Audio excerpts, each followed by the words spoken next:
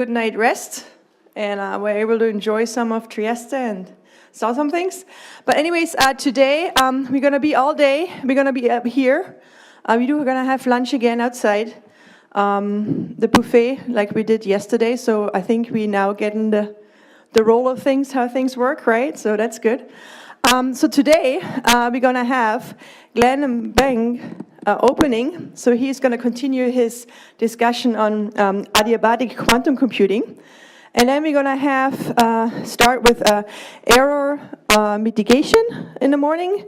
So we're going to have some Zoom meetings. Unfortunately, the speakers couldn't come. And then in the afternoon, we're going to have error correction. So it's going to be a very exciting program again today. You're going to learn a lot. Please ask questions. If you have a question, we do have...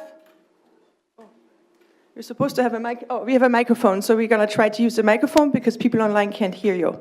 But without any further ado, we're looking forward to part number 2. Okay, thank you. Okay, so thank you very much for the introduction. And today I'm going to continue the discussion I started yesterday, and I'm going to discuss about this adiabatic quantum computation. So the main thing that I'm going to maybe write here that we should remember is this would be the conclusion of the last lesson. So we started saying at the end that if we have a classical optimization problem, okay,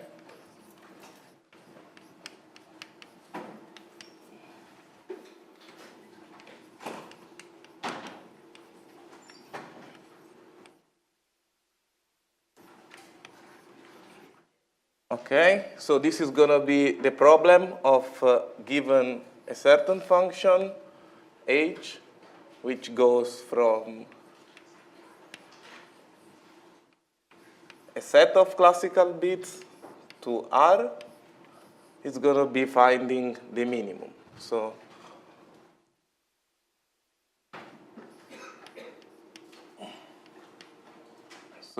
zeta star, which is going to be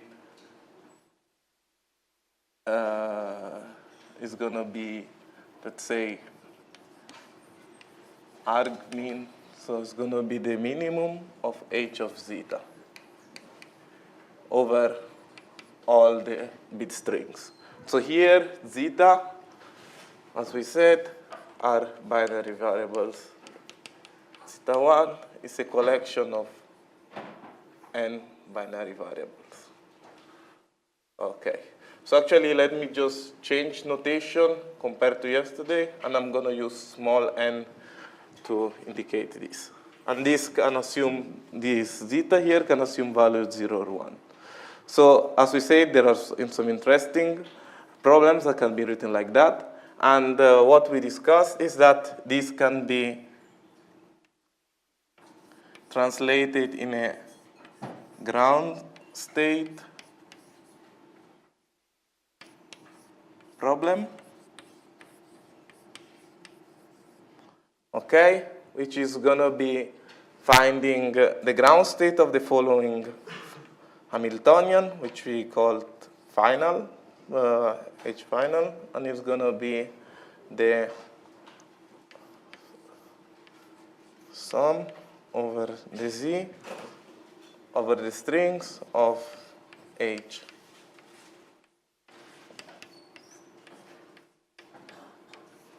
Okay, and finding the ground state, so that we are going to say GS, the ground state, is going to be equal to our Z star that we are looking for. So it's equivalent to solve the ground state problem of this Hamiltonian or to solve the optimization problem. And to solve the ground state problem, we used adiabatic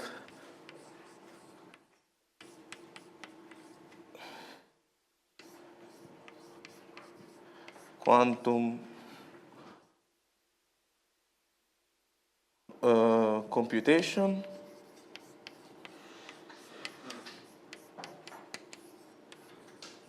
Okay, and we said that we supplement the Hamiltonian with another Hamiltonian, HI, and we initialize the system in psi 0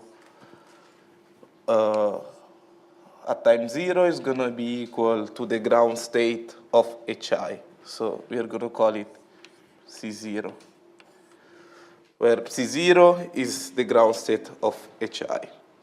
And let me just continue here. Okay.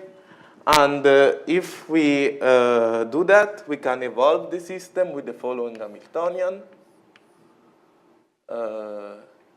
Let's say we can define this H, which is going to be F times HF plus 1 minus 1 minus F times HI.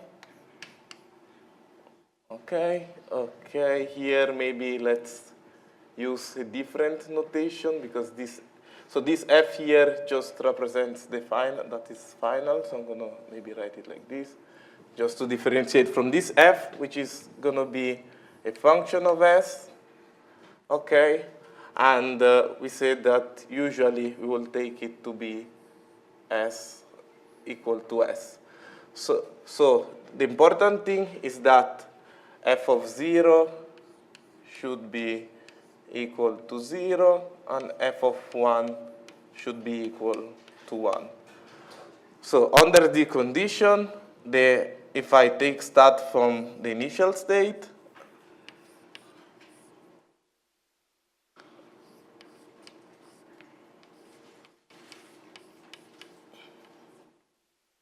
and I evolve with the Hamiltonian H of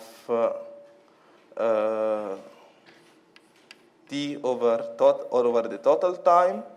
So we are using S equal to T over the total time. I'm going to end up at time T in a final state, which is going to be approximately more or less proportional to the final ground state. Okay, which here is zeta star. So for this to happen, so for the algorithm to solve the problem, what I need is that the evolution has to be slow enough, and because in this case the adiabatic theorem gives us a runtime. So tells us that if the time is the time, let's say, that I need is going to be less or equal of a constant divided by epsilon, which is the error that I expect I want to obtain. So it would be related to the accuracy. And here I'm going to have the H of S, we said bonus divided by the gap squared, and I'm going to have a maximum S in 0, 1.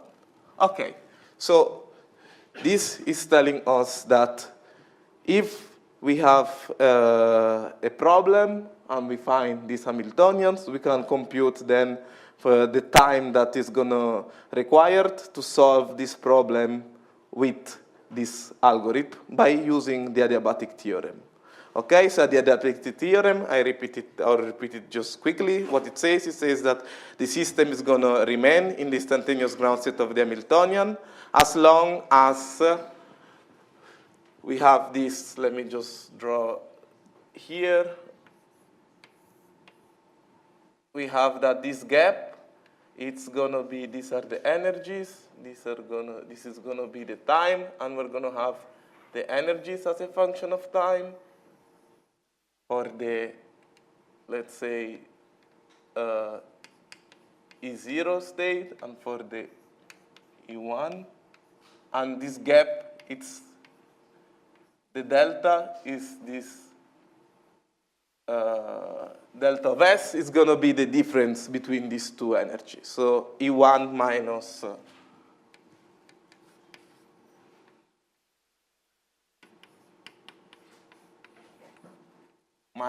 E0 of S. Okay. So this is what we discussed. And I want to discuss today an application of this algorithm. And I'm going to discuss the simplest application, and that is going to be applying it to the Grover problem. So we are going to look at the problem of search in an unstructured search. So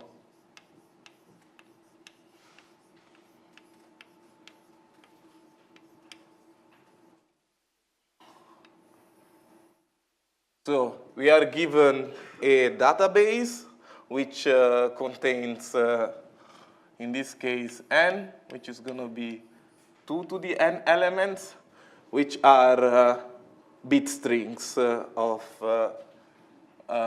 you can write them as bit strings of n bits. Okay, and we are given a marked state. In this case, we're going to call it zeta star again. We are given a marked state. And we have a function such that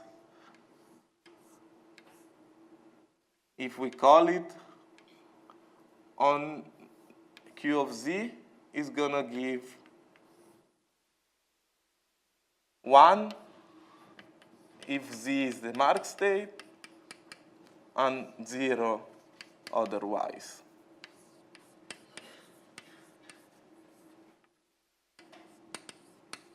Okay, so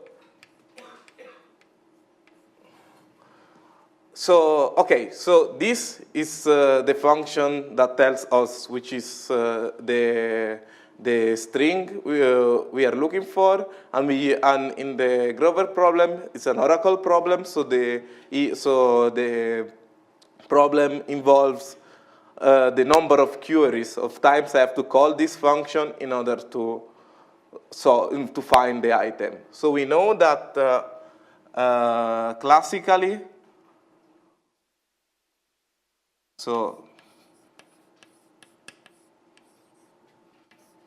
we have that the number of queries is going to be of the order of n or 2 to the n. Okay. So 2 to the small n in this case. And we know that on the other hand, you have seen that in the gate-based, let's say, gate-based quantum computing, you can make, instead, you can use the Grover algorithm, which is going to achieve the same results. So it's going to solve the problem. However, it's going to do it in a time which is scales at square root of n. And these are like, actually, this is the best you can do, right? So the best you can do, classically, it's scales at n. And so you get a quadratic speed up in the algorithm if you go to the gate-based quantum computing. And now I want to look at the same problem and tackle it with this adiabatic quantum optimization algorithm that I've described till now. So the first thing that we have to do to tackle the problem is to transform the problem into a minimization problem. Okay, so we have to find an h of z that we want to minimize in the Grover. And the h of z that we want to minimize is quite easy to get. So we see that we want that the mark item, so we're going to take q of z minus q of z, and in this case, we're going to have a minus 1 if z equal to z star, and a 0 otherwise. And now z star is exactly the minimum of h of z. The minimum, because it's the only point where the value is -1 and we have 0 for all of the other ones. Okay, so now that we are into this kind of problem, into an optimization problem, we can we can start the program to use the adiabatic algorithm. And to do this, we say the first thing is to write the final Hamiltonian, so the target Hamiltonian, which we want to, from which we need the ground state, and this Hamiltonian is going to be, in this case, as we said, I'll write the formula again.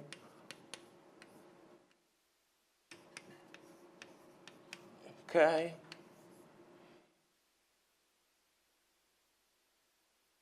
Okay, and in this case, since we have a 0 for all non-marked items, this is going to be simply minus this star. Okay, and the second thing, okay, so we want to find the ground state of this Hamiltonian, which, by the way, it's a bit, it's written as a projector, but you may want to see it as in terms of spin, Pauli spin operators on each side. So this can also be done. And if you want to write it like that, you're going to get that the Hamiltonian is going to be a product for j that goes from 1 to n of 1 plus z star of j sigma z j divided by 2. Okay, and this I'm not going to discuss it. It's just, this is just simply the projection operation on each individual, for each individual qubit is projecting on the right value of that the qubit you have according to z star, and by doing this for all qubits, we can obtain the Hamiltonian. So it's like actually quite a complicated Hamiltonian if you write this product explicitly, and would contain products of this sigma z variable, which can be up to the whole system, can contain the whole system.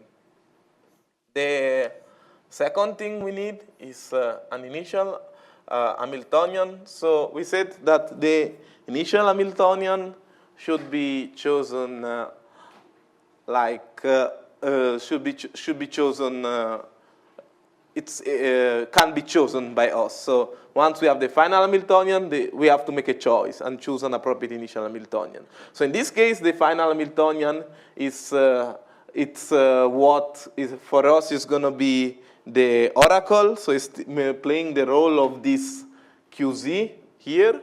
in the classical algorithm because this final Hamiltonian contains its information about the state we want to, that is marked, and we want to use it within the evolution to find the marked state. So in this case, calling the oracle becomes using this Hamiltonian. And consequently, the initial Hamiltonian, which is part of our algorithm instead, cannot use the marked state because we should find the marked state without making use of the fact that we know what it is. So it cannot contain Z star. And the choice for the initial Hamiltonian is going to be simply minus, again, a projector on C0, where C0 in this case is, since the Hamiltonian is written like this, C0 is the ground state of the, is the ground state of the Hamiltonian, and we choose C0 to be the normalized, so the normalized sum over all states. So this is the equal superposition. So we're starting from the equal superposition of the computational basis. And sorry, let me get. And this, of course, does not assume that we know what is the marked state, because this state is totally independent because we are taking all state with the same weights. And this state, it's actually not so hard to prepare because it can be written as, let's say, as the product. So it's going to be, let's say, the tensor product of 0, 1 divided by square root, so, and this on the jth spin. So it's gonna be like, yeah, that's right, just. So it's gonna be like a state which is defined on single qubit, or on, it's a product state. So these product states are usually quite easy to prepare. And the initial Hamiltonian can also similarly be written as in terms of the Pauli operators, and in this case sigma x, and you get a similar expression to the previous one, but with the sigma x. I will not write it now because in the following we are going to mainly use these expressions in terms of projection operator. So after this, the evolution, the Hamiltonian is going to be of the system is going to be controlled by the evolution of the system is going to be controlled by this Hamiltonian, which is going to be given by substituting in that formula these expressions, and we are going to have f times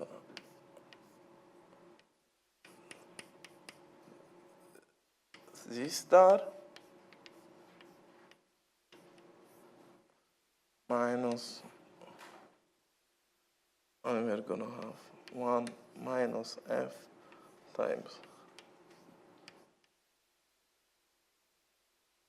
z0. Okay, so if we evolve the system with this Hamiltonian, again, f is should have those properties that we described before, and one easy choice, as we said, is going to be f of s equal s. If we use the evolution that I described before, we can solve the problem with the adiabatic optimization algorithm. But in this case, the issue is what is the time that's required to solve the problem? Do I need a time that scales worse or comparable to this classical time that is needed, or can I do something with this algorithm as good as I was getting in the gate-based quantum computing model? And to do so, we have to use the formula of the time, and you would see that the formula for the time which is is involving the derivative let's say h dot of s, and it's involving the gap delta of s. So the next step is going to be computing these objects in order to evaluate what is the time needed. And let me just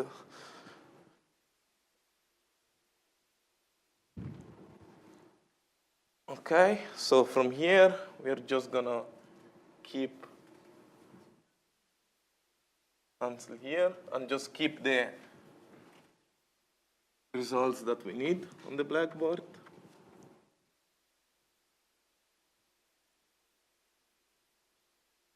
And the first result is that HF was minus C star actual, and that HI was minus C0. Okay. And now, as we said, we have to evaluate, and we had that, sorry, maybe let me write also the interpolation, which is going to be minus F Z star minus 1 minus F C0. So this is what we discussed previously. And now we just have to evaluate the terms that appear in the expression for the time. So if we compute the first term, which is going to be the norm of h, we had mentioned yesterday that you can take various norms here, but here I would consider the 2 norm. So which is going to be equal to, so the 2 norm square is going to be equal to the trace of h of squared, h dot squared. Okay, and we are going to have that for this, in this case, we're going to get the trace of f dot. This is going to be equal to the trace of f dot, z star z.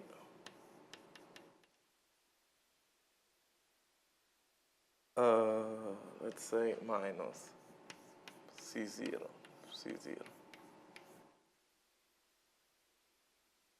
Okay. So, moreover, we will assume that, okay, we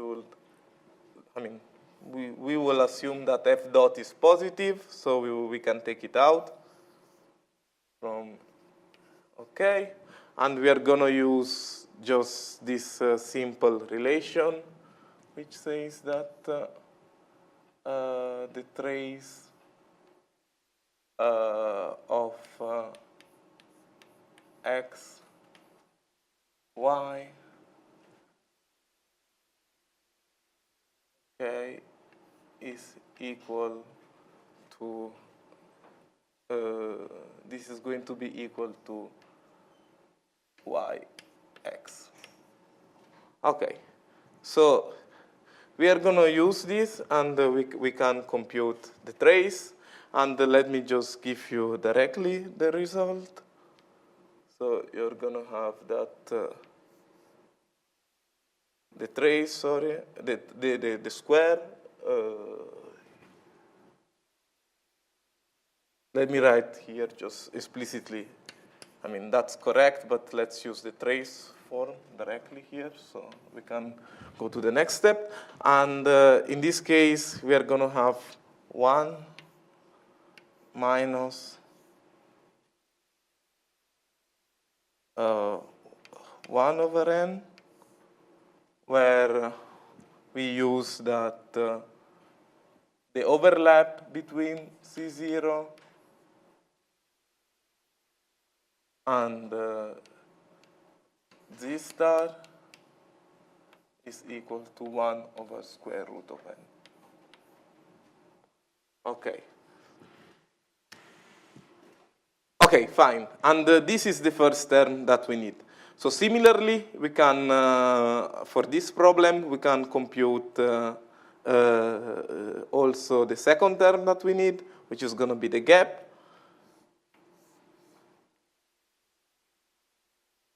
So the gap, the computation of the gap, it's a bit more involved. So I will just, in this case, describe quickly maybe a method to get it, but I'm not gonna write it explicitly. So why can we get in this problem, which is a many body problem? So how is it possible that we can compute this object? When to do it, we need to diagonalize the problem, and we have usually a hard time diagonalizing many body Hamiltonian. So the reason is that the Hamiltonian all involves the projection over two states. So it can be written in the basis with, we can use the basis, the basis, a basis containing Z star, and it's orthogonal.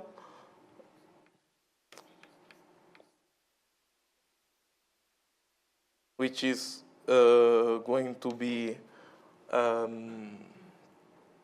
which is simply going to be Z star minus the minus 1 over square root of n times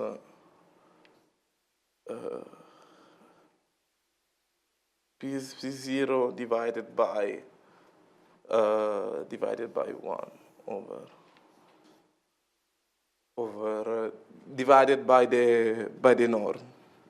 So I mean, I will not normalize it. Actually, that's not quite important for this one. It's actually going to be like this. So the Z star is proportional to this, and the reason is that this is the projection of C0 on Z star, and we can remove the projection from Z star. And if we do this, we have just a basis with two elements, because all the other elements in the basis, we can leave them the same and they don't contribute to the problem, and we get a 2 by 2 Hamiltonian, a 2 by 2 Hamiltonian. And for this Hamiltonian, which is simply a 2 by 2 Hamiltonian, we can find the gap. So I'm going to write the expression of the gap after this. So let me copy it directly from the notes. Okay, so the expression of the gap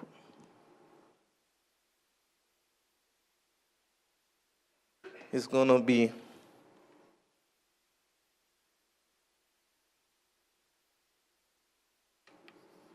delta mean square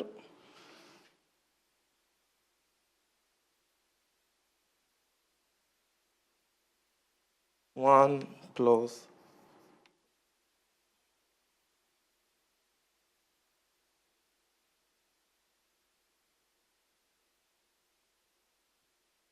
okay. So this is the expression we get you'll get if you do this computation of diagonalizing the 2 by 2, the 2 times 2 Hamiltonian, and computing the eigenvalues and taking the difference. Yes, so actually this I've written it for the gap squared. If you take the square root of that, you're going to get the gap, but let's just keep it with the gap squared, because that's actually what appears in the Hamiltonian. So I have to tell you what are these terms that I've introduced. So we have that delta mean. Let me just go here a second.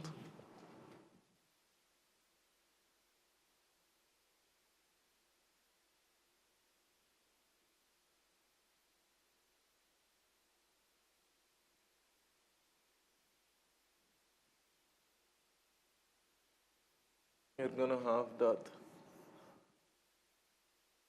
delta mean and V are going to be respectively equal to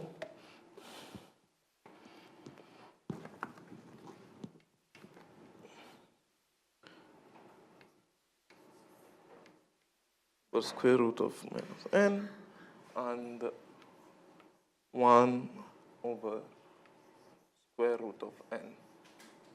Okay. And now we can use these expressions to evaluate the time. So as we said, the time is going to be the ratio between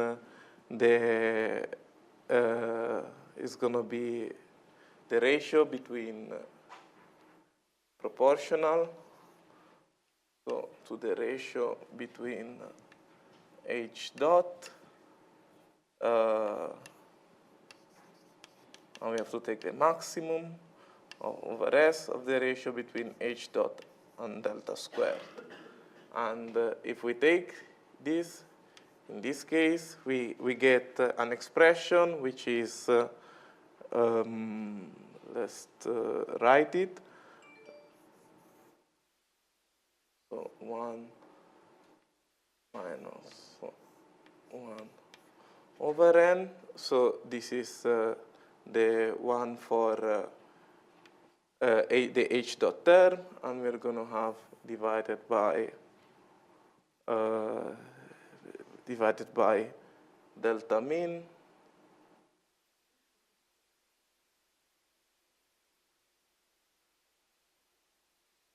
And we are going to have a delta of S divided by delta mean.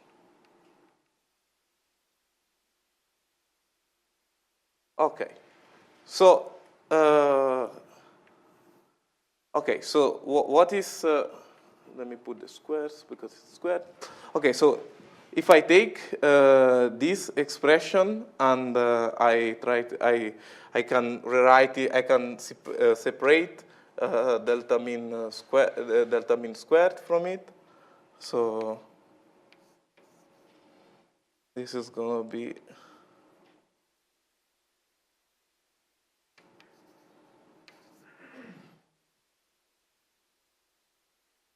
squared, and we're going to have, let's say, 1 over delta mean squared, and we're going to have here a delta mean over ds, and we are going to have here the f dot times square 1 of n. Okay, so how do we see how this, what's the scaling of this object when we take the maximum, right? Because there was a maximum here over S, and we have a maximum over S. So how do we see what's the scaling of this object? So I called this delta mean because actually, as you can see from the function of the gap, this is the minimum. So if I plot the gap as a function of S,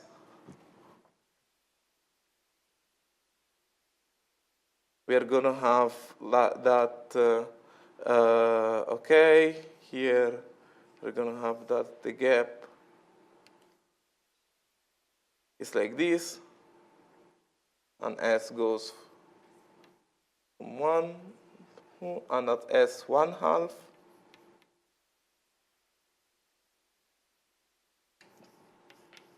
You're going to have a minimal gap here, okay? And the value of the minimal gap is, you substitute S 1/2 here, you get exactly, that is delta mean. And okay, so that's the first thing. Then the second thing, it's what is this F dot, okay? And this F dot, we say that usually we can choose F of S equal S, and in this case, we are going to have F dot equal 1. So this will directly imply that when taking the maximum, we can have that we can replace, we said we can replace, we're going to this with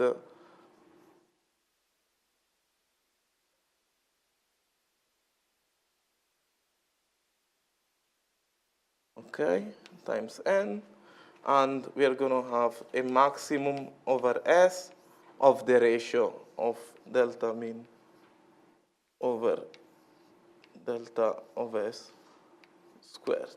Okay, and this expression, it's always smaller than 1 because delta mean is the minimum gap.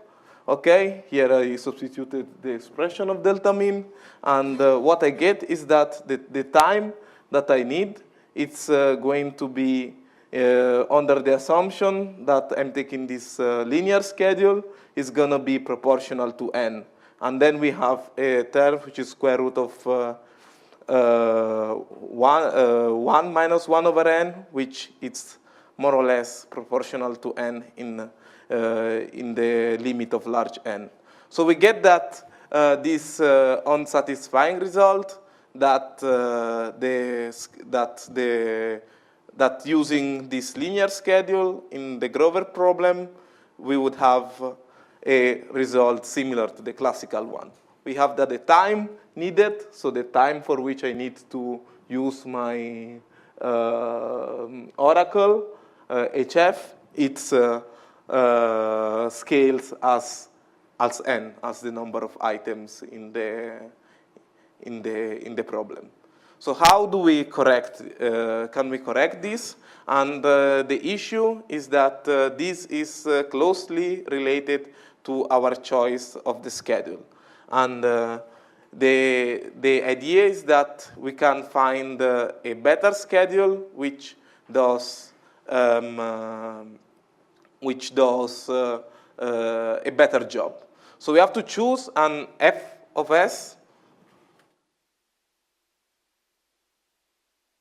We want to look for an F of S, which when substituted here, I can take the maximum, and the maximum is going to be the maximum that I obtain is going to be better. It's going to be better. So I'm going to have like some total time which scales better than n. And in this case, the way to do it was proposed in 2002 by Roland and Cerf, and they suggested that we should try to keep this object. We want to maximize a constant during the whole evolution.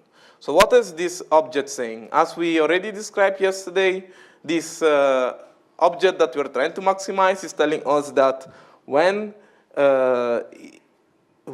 the gap is small, this object is growing.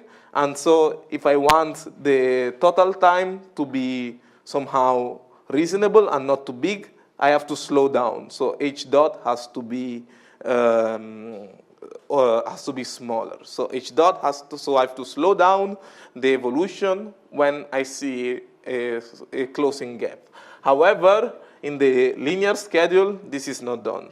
So since, in this case, I know the gap, I can look for an f of s in such a way that this object is constant. So the error that I'm making, so let's say this error that I'm making depending on s, it's s independent. And then when I'll take the maximum, so if I have a function which I can keep constant equal to c to const, is going to be equal to this. So f dot, we say it n 1 minus over n square root, and we're going to have the delta mean squared over delta s squared.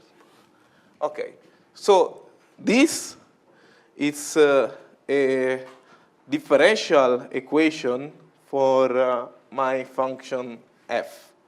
Okay, and let me just mention that this differential equation for this particular problem can be solved exactly, and I'll just write the solution of the differential equation directly. So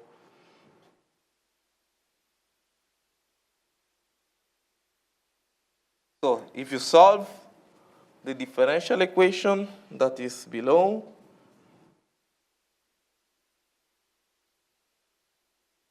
you're going to get such a solution. So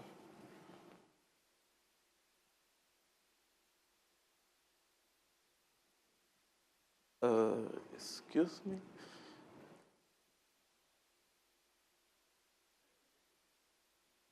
Yeah. You're going to get f of s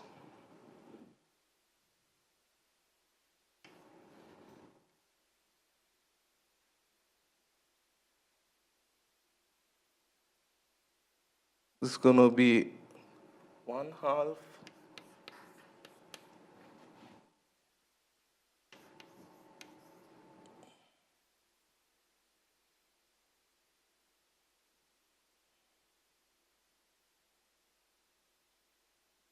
2s 1.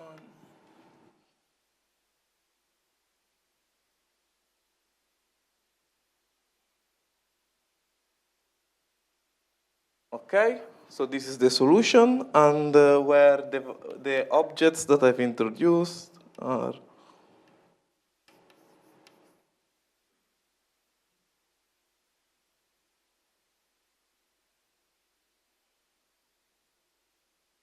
arctangent of square root of n minus 1. Okay, and okay, once you have this, you can insert f dot in the expression for the time, and you would get that the total time would be more or less or equal, and you're gonna get a square root of n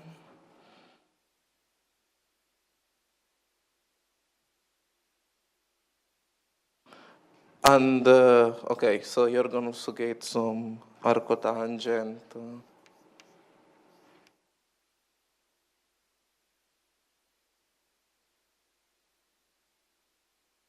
So, and this is proportional. Of course, you also have still this 1 minus epsilon, which is related to the error, and okay. So if you after this substitution, you get that instead of having a scaling with n, you get a scaling with square root of n for the total time.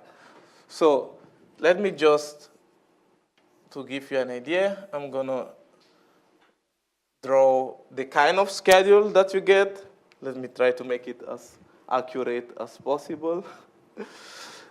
Okay. Okay. And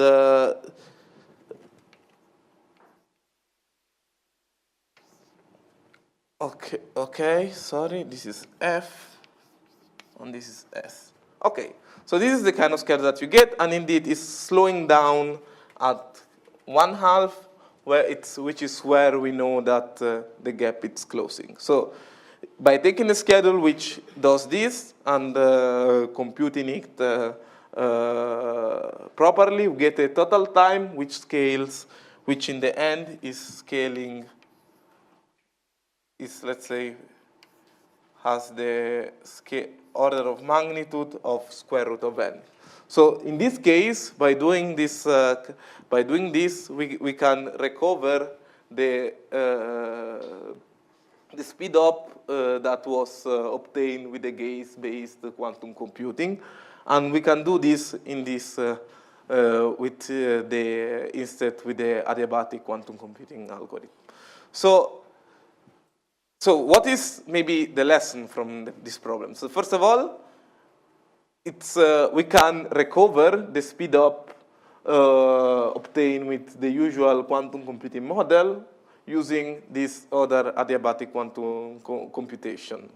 And this is actually a result which is quite general. So in general, we know that there is a theorem that states that the two models of computation are equivalent. I didn't write them down, okay, but the two models of computation are equivalent. So I can equivalently use gate-based computation, and I can equivalently use adiabatic quantum computation, and I'm going to obtain at the end the same scaling if I do it properly, if I use both of them at their best performance.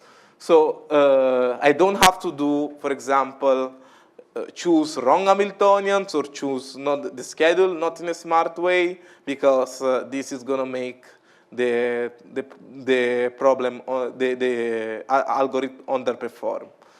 So intrinsically, since they are the same, why should I prefer one or the other one? So first thing is that, let's say, let me add here, adiabatic.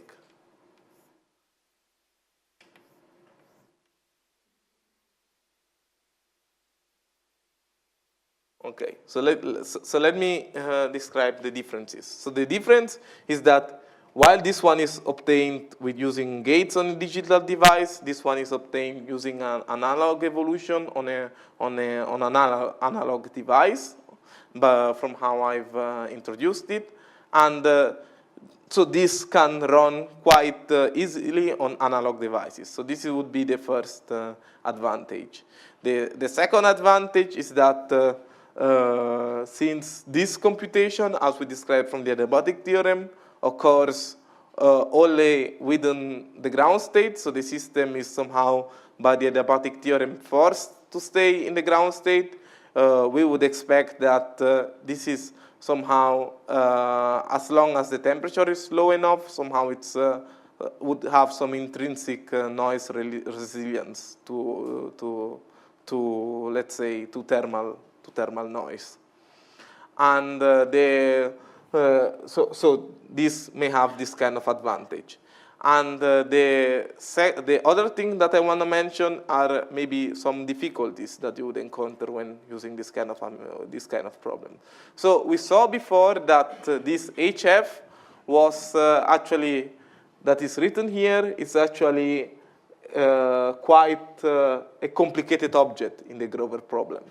So implementing this, you must have a device where the Hamiltonian, so the interaction in the device, are such a way that the Hamiltonian H of S is this one. And in this case, I would just remind you briefly that h of f was minus the product over j of n of 1 plus z star j sigma j j z.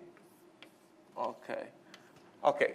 And no, so this, if you expand it, would contain all kind of terms that you can imagine, and there is basically no device that can implement such an Hamiltonian. So you would also have to redefine the problem in such a way that you can change the h of f such that this h of f can fit into your onto your device. So this is actually also one of the problems that arise in this kind of approach, is that it's hard to expect that you can do all computation with a single device without, let's say, large overhead due to trying to make this, implement these complicated Hamiltonians on your quantum device. So I'll not discuss how this is done, but there are techniques to do this, which go under the name of embedding, and you can implement this kind of complicated Hamiltonians, but this, the price that you have to pay is that you have to increase the number of qubits. So it actually requires a lot of qubits to solve the problem. So for the Grover, will not require just n qubits, but many more if we want to implement this complicated Hamiltonian on a quantum device. So this is the issue that you would encounter. And the last thing that I want to mention is that this time that we get here, as we said, is related to the gap. And the fact that the gap was becoming smaller and smaller, it's not written here. So, but the gap, the minimum gap at least, was scaling. Minimum gap square was going as 1 over n, so it's closing exponentially. It's becoming exponentially small in the size of the system, because the size of the system is 2 to the small n. The n is 2 to the size of the system. And this feature, which is what makes the computation slow, so what makes this to appear, it's quite a natural feature of many quantum systems.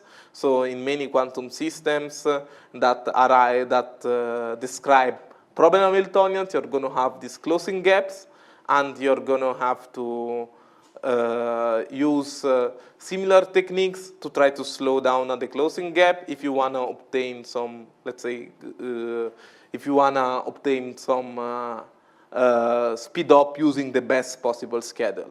And this is also something which is not usually so easy to do, because it's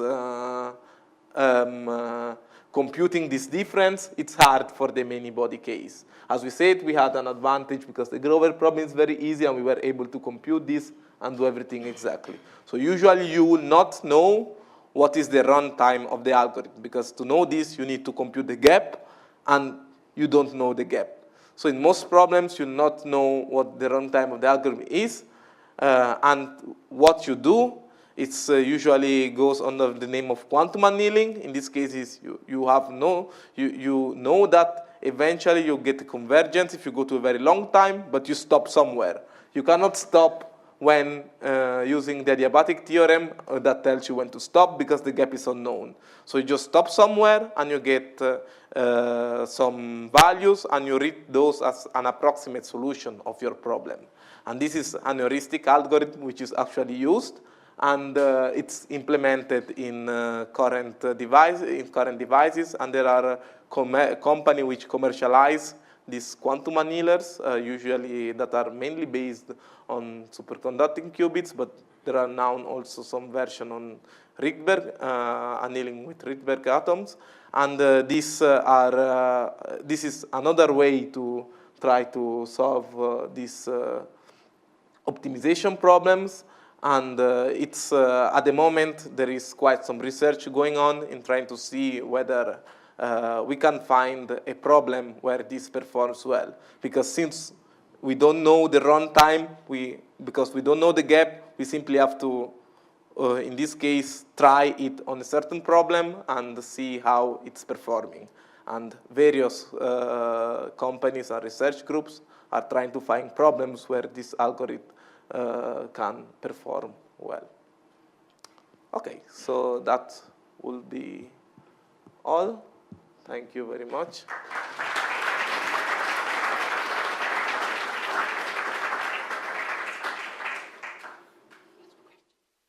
Yeah. So if there are any questions, yes?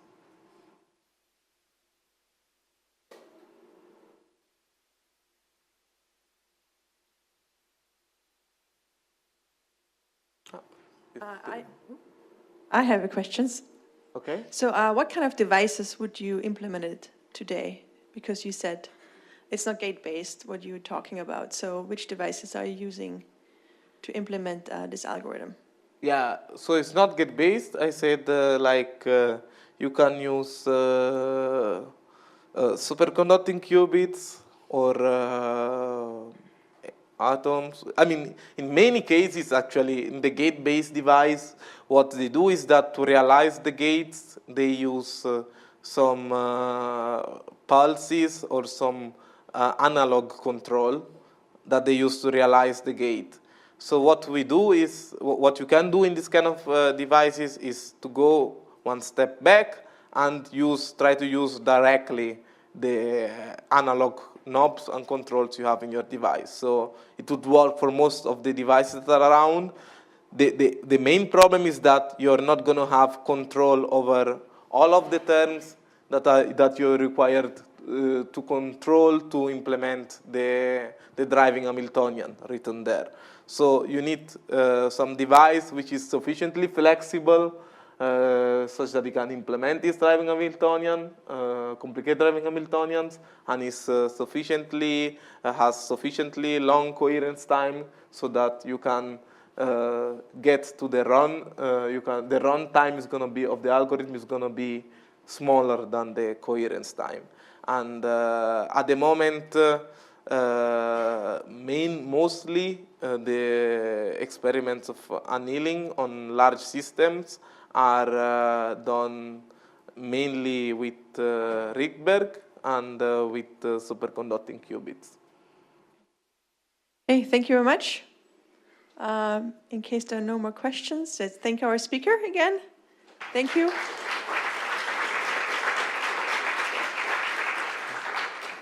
And then we're gonna continue at 10:10. So you got 7 minutes to stretch your legs.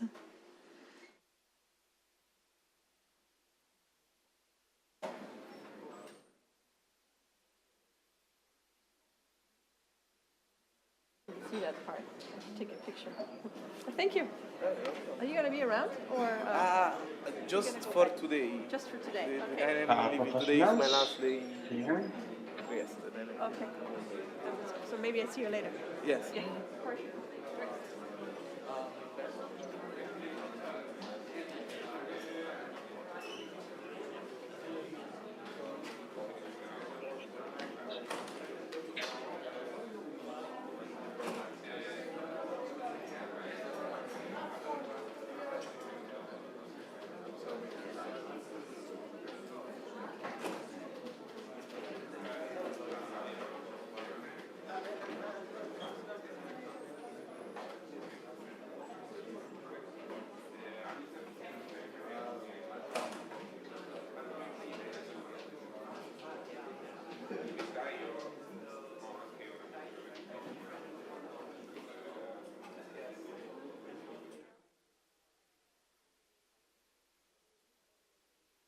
I think that's something like, yeah, but we are to communicate basically. So, we're going to need a lot of similar terms.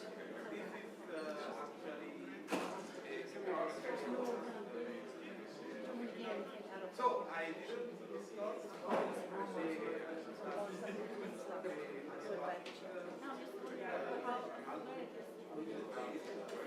Oh, no, this is, yeah, no.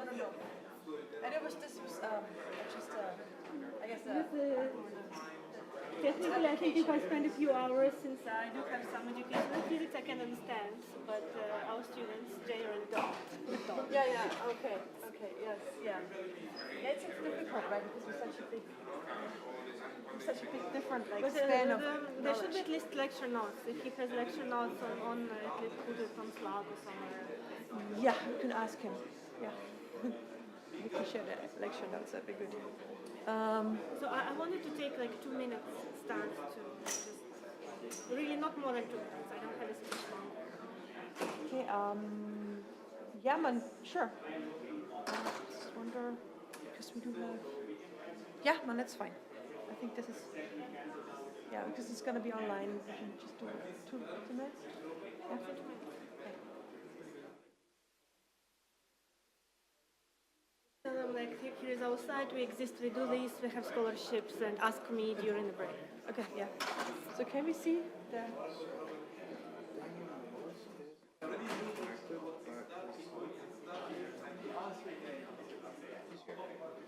So how does this work? Because I saw there were more speakers, but it seems there's two. Your first hour is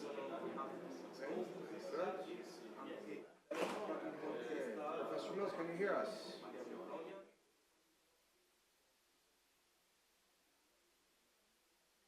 Oh, yeah, hello. Okay, great.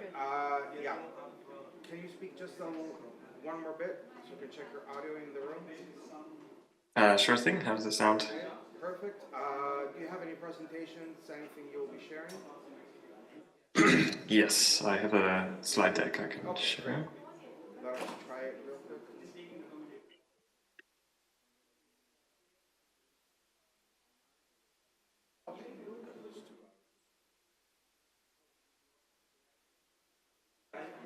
Looks good.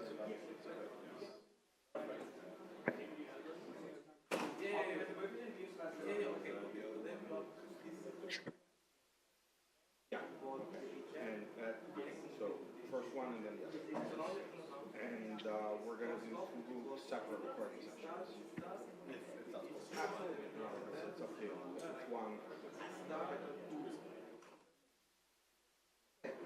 Just one piece of advice. When you use these microphones, don't stand close to it. This is the right distance, actually.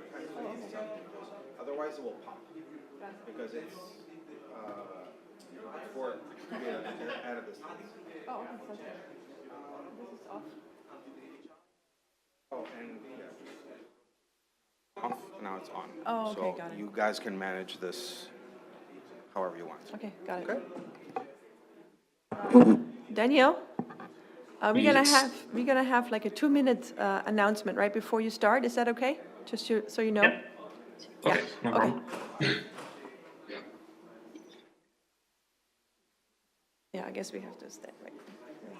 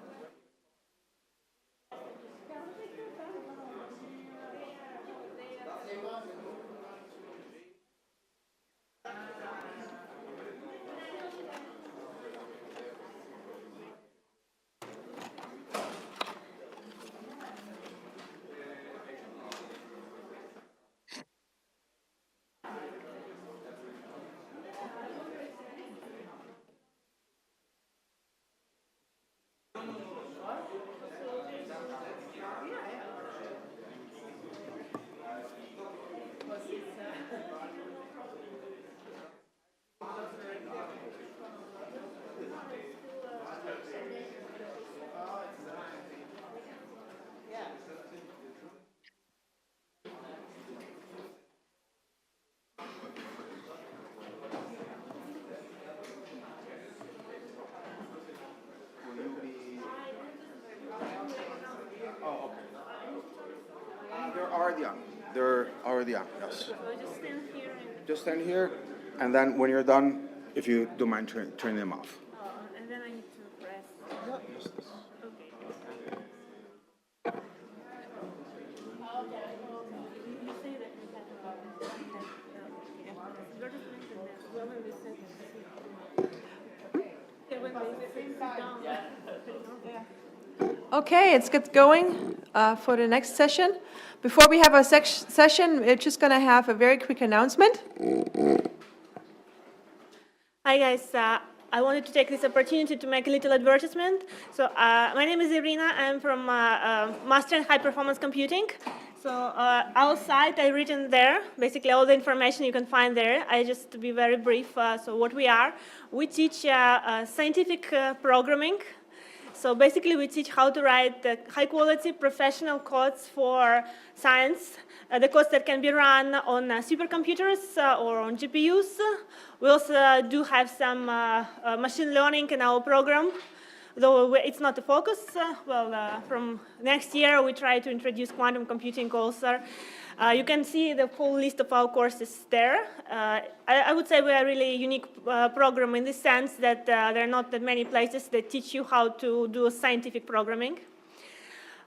So we have scholarships for ICTP supported countries, and the deadline is in like 10 days. So if you're interested, just don't be too slow.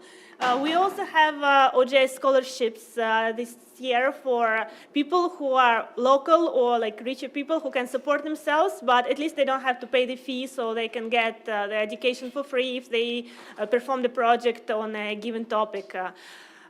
If you have any questions about this or you're interested, please just find me during the break, lunchtime, whatever, and I can answer all your questions individually. And I won't take any more time from the lecture. Okay, thank you.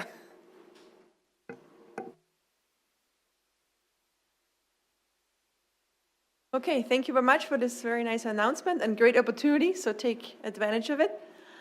So now we're going to start our next session for today, Introduction to Quantum Error Mitigation. We're going to have two speakers. Our first speaker is Daniel Mills. He's already online. He's one of our research scientists. And then we're going to have Silas Dykes, and he is one of our software engineers. In any case, without further ado, Daniel, it's all yours. Okay, great. Thank you very much. Yeah, so I'm going to talk, well, me and Silas are going to talk a bit about quantum error mitigation. The first hour of this is going to be a bit of some theoretical background into noise and error mitigation. Then Silas will take over for the second hour to talk a bit about Kermit, which is a software library we've developed to perform error mitigation. So error mitigation is sort of like a nearer term way to prevent and manage errors in quantum devices. So later on, you'll also hear about some error correction from my colleagues, which is a bit of a longer term approach to dealing with errors in quantum computers. But for smaller devices, error mitigation is the approach people have taken to use, and I'll talk a bit about that now.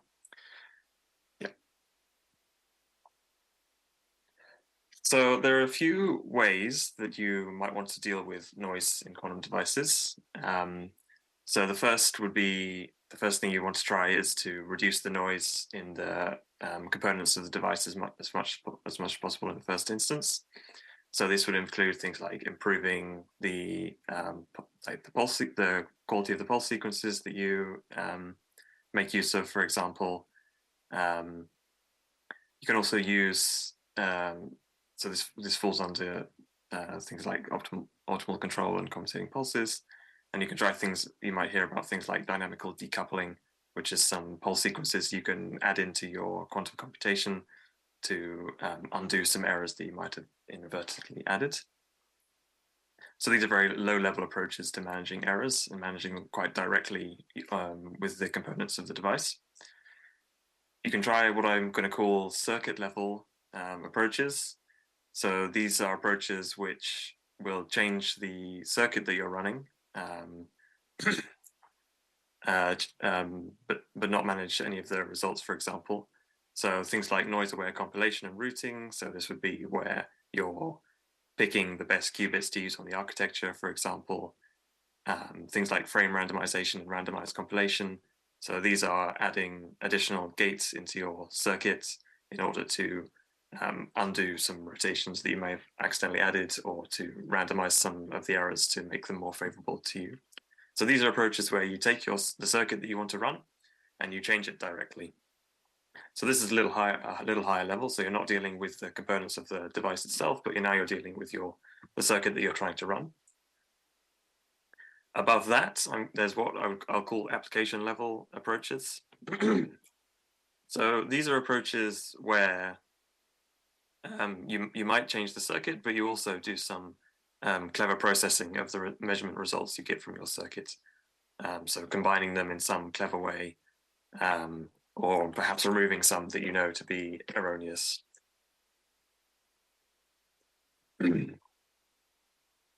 So we'll spend a lot of time talking about this second approach. So this again is a little bit of a higher level technique to tackling errors. And then at the very highest level, you have error correction, which you'll hear about later. So during this talk, I'm going to talk about these two central approaches, approaches that you can deal with by not dealing directly with the device and not abstracting away so much that you're doing error correction. These are also often called things like digital error mitigation, where you're dealing with the circuit rather than the device itself. So I'll talk a bit about these, and these time techniques are the techniques we've targeted in our implementations in Kermit. So just to prepare you in advance and to prepare some of the terminology I'll use later in the talk, Kermit is this open source Python package that implements these digital error mitigation techniques. It has a compositional architecture based on graph composition. So I'll also talk about this a bit more directly, but I'll also use this graph-based approach to describe some of the schemes that I'll introduce. And what I mean roughly by that, just to give some intuition at the beginning, is that you can imagine your error mitigation protocol described as a graph. The nodes in the graph are some sub-protocols that you're using and you might reuse and combine in different ways. And the edges of your graph just describe how the inputs and outputs from those sub-processes are moved between the processes. So this is the architecture we use within Kermit, and I'll use this notation to describe some schemes a bit later on. It's built on top of PyTicket, so if you're familiar with PyTicket, you're ready to go with Kermit, basically. And you can quickly install it through pip with usual commands, and there's some documentation available at kerm.it. So I've stolen the Italian domain name, which I hope doesn't offend anybody. And it's open source, and there's a manual available at the GitHub repository there. Okay, so that's Kermit. So let me just talk a bit about what I mean by noise and some of the terminology I'll use for different noise sources. So first of all, I'll distinguish between coherent and incoherent noises. So coherent noises are noises that can be represented by unitary operations. So for example, you can imagine if you're wanting to implement some kind of gate in your circuit, and your gate is poorly calibrated, you might want to rotate the block sphere by some angle, but actually you over-rotate it or you under-rotate it. And these types of errors are called coherent errors. And you also have incoherent errors, which cannot be described as unitaries. And example of this would be like depolarization. So here, what the correct way to describe depolarization is to say that with some probability, the state that you want to be manipulating is replaced just by the maximally mixed state. So you just lose a little bit of information under the effect of a depolarizing noise channel. So you can sort of imagine coherent errors as if your block sphere is rotating in a way that you wouldn't like, and depolarizing noises would be something like your block sphere contracting, so you're losing some information to perhaps the environment. And just a final example I give here is a bit flip error. So in this case, you're basically your 0 states are being flipped to 1 and 1 state is being flipped to 0. And you can sort of imagine this as your block sphere being contracted along one of the axes only. So information on one of the axes is preserved, but along the other, you're losing some information. So these are a couple of noise channels, some very common ones, and I'll use some of these terms later on as well.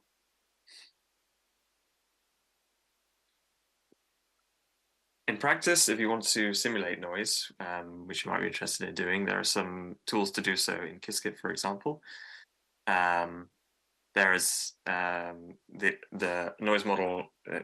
There is such a thing as a noise model provided through Qiskit, which you can use to describe some simple noise channels. For example, you can input just some depolarizing noise on single and 2 qubit gates, for example, or some readout or some bit flip errors on your readouts, on your measurement errors. And in practice, what these simulators do behind the scenes is add some kind of errors after each gate. So quite a simple noise model, but these kind of tools are useful for doing some testing of your code or testing of the robustness of your circuits, for example. So I just bring this up in case you want to have a look that up a bit later.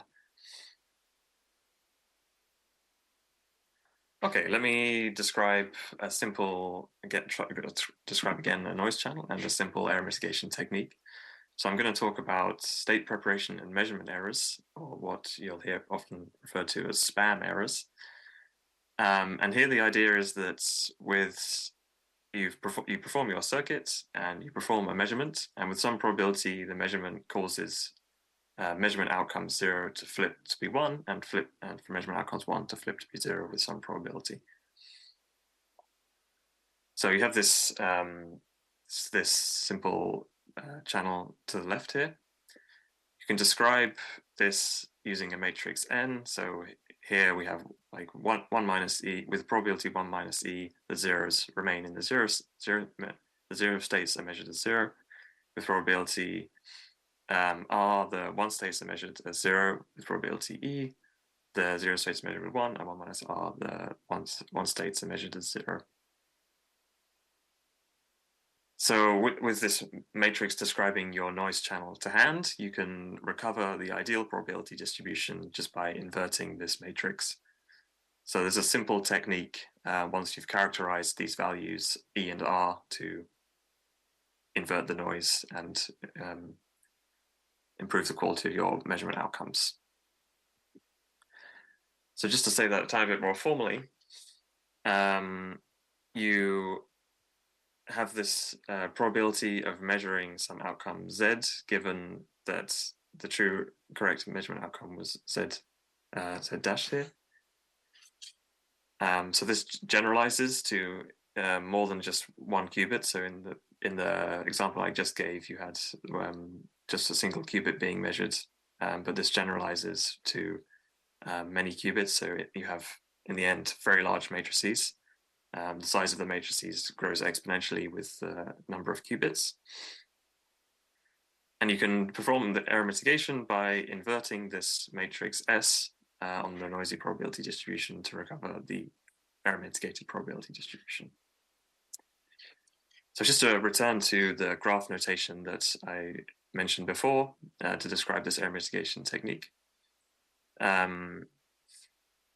You start with some unitary you want to implement. The first step is to perform some tomography to establish this matrix S. So these first 2 boxes at the top, on the top right here, correspond to that procedure. Then you have two tasks: to compile and execute the original circuit, to gather the results from that circuit, and then the last step is to use the matrix that you've learned and the results from the device to invert the noise. So this is how we would describe it within Kermit, and also a convenient way of explaining the protocol. So what we've talked about here is correcting errors in probability distributions. So this is one situation that we would be concerned with. In Kermit, we refer to these techniques as result mitigators, or MIT-RES. But there is a second type which we call expectation mitigators, or MIT-Xs. And in this case, we're not concerned with mitigating the complete probability distribution, but instead with some statistics of the distribution. In particular, the expectation values of calculating some, the expectation values of some observable acting on the state produced by our circuits.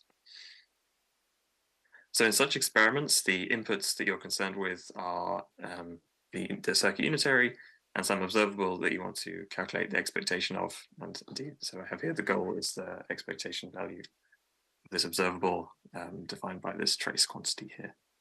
So these types of experiments are quite common, for example, in quantum chemistry, which will be covered a bit later in the week. So as an example here, calculating the expectation value of this X observable corresponds to just calculating the difference between the probabilities of measuring 0 and 1 if you act this Hadamard state before the measurement. So you have to perform some rotation on the output state and measure that, and from that you can recover the expectation value of measuring the X observable. So in general, so I have this. So this gives a little example, but in general, the procedure can be described to the right here. So you have an input as an observable and unitary. You use your observable to calculate some measurement circuits. So in this case, the measurement circuit is simply just this acting of the Hadamard gate. But in general, your operators might be much more complicated, and you might have more complicated measurement circuits. Then you repeat the same kind of process as before. You have a compilation step. You accordingly execute the circuits and apply the measurement circuits that you've built in the first step. And then as the very final step, you recombine those measurement outcomes to calculate the expectation value of the observable that you began with. So you can see a bit of a difference here to the first type of error mitigation techniques. Instead of calculating probability distributions, we're just calculating some statistics of the output. So there are other error mitigation techniques developed for this setting as well, which I'll discuss. Yeah, so this just says in words what I said before. That's these different steps of appending measurement circuits, compiling the circuits, performing the measurement, and then recombining the measurement outcomes to calculate the particular observable you're concerned with. So this procedure gives you a noisy approximation for the observable expectation value of the observable that you wanted. So you can sort of picture it as if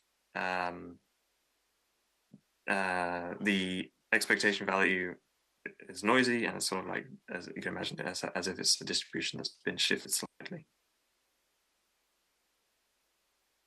The goal is to derive a better approximation for the ideal. And this is the target of performing error mitigation on these types of experiments.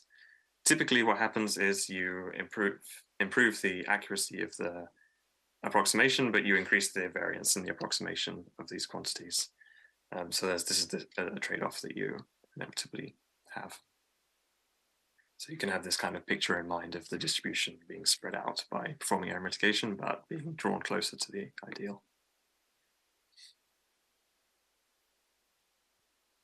So just to outline some general steps for error mitigation of observable expectation values.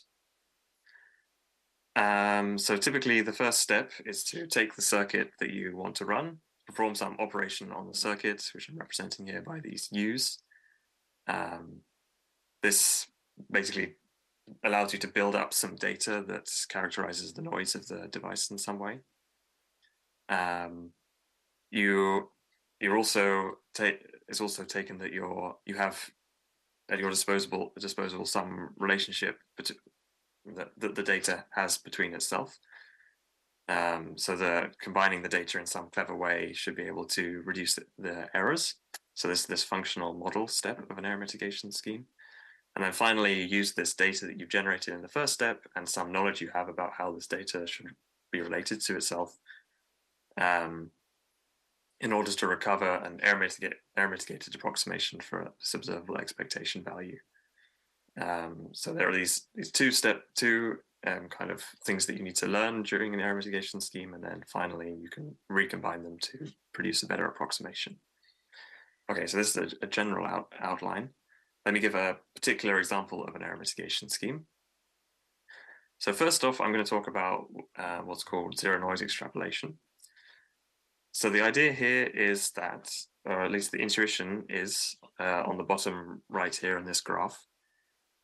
So what you can do is you can take your circuits and you can run it on the device, and you get some value for this expectation value. So what you can't do is reduce the noise, but you might be able to increase the noise. So for example, if you increase the noise, run the circuit again, increase the noise, then you build up these green points, which might, for example, have some decay. So as you're losing information to the noise, the expectation values might decay towards zero, for example. Then what you can do is get some fitting function, fit to those decaying points, and extrapolate backwards to the zero noise value. And this is roughly the intuition behind zero noise extrapolation.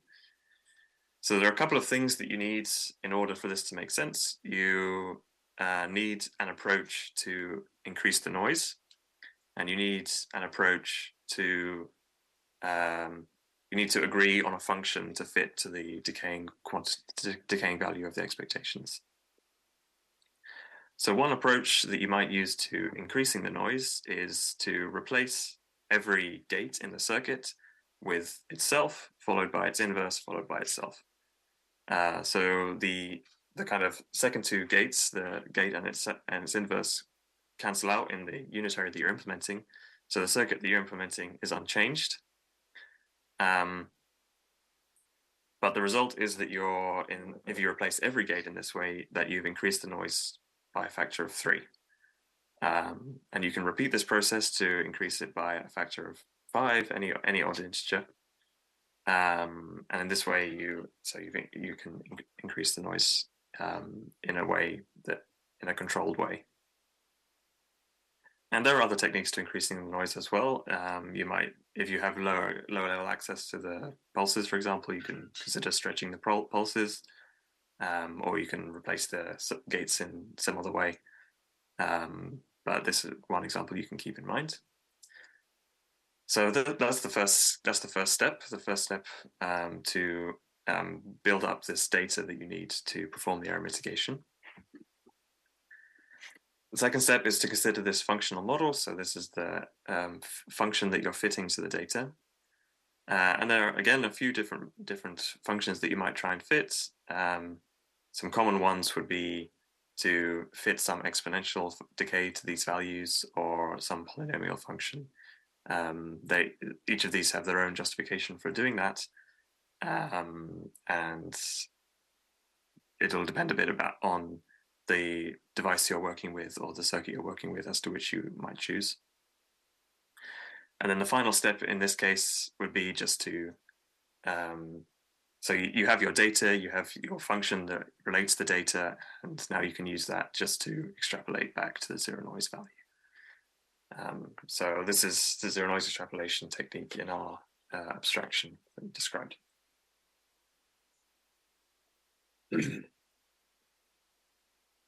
So just to say that the function and noise scaling technique that you use will depend a bit on the device. So I have a couple of devices here. Credit here to the team out of MITIC for performing these experiments.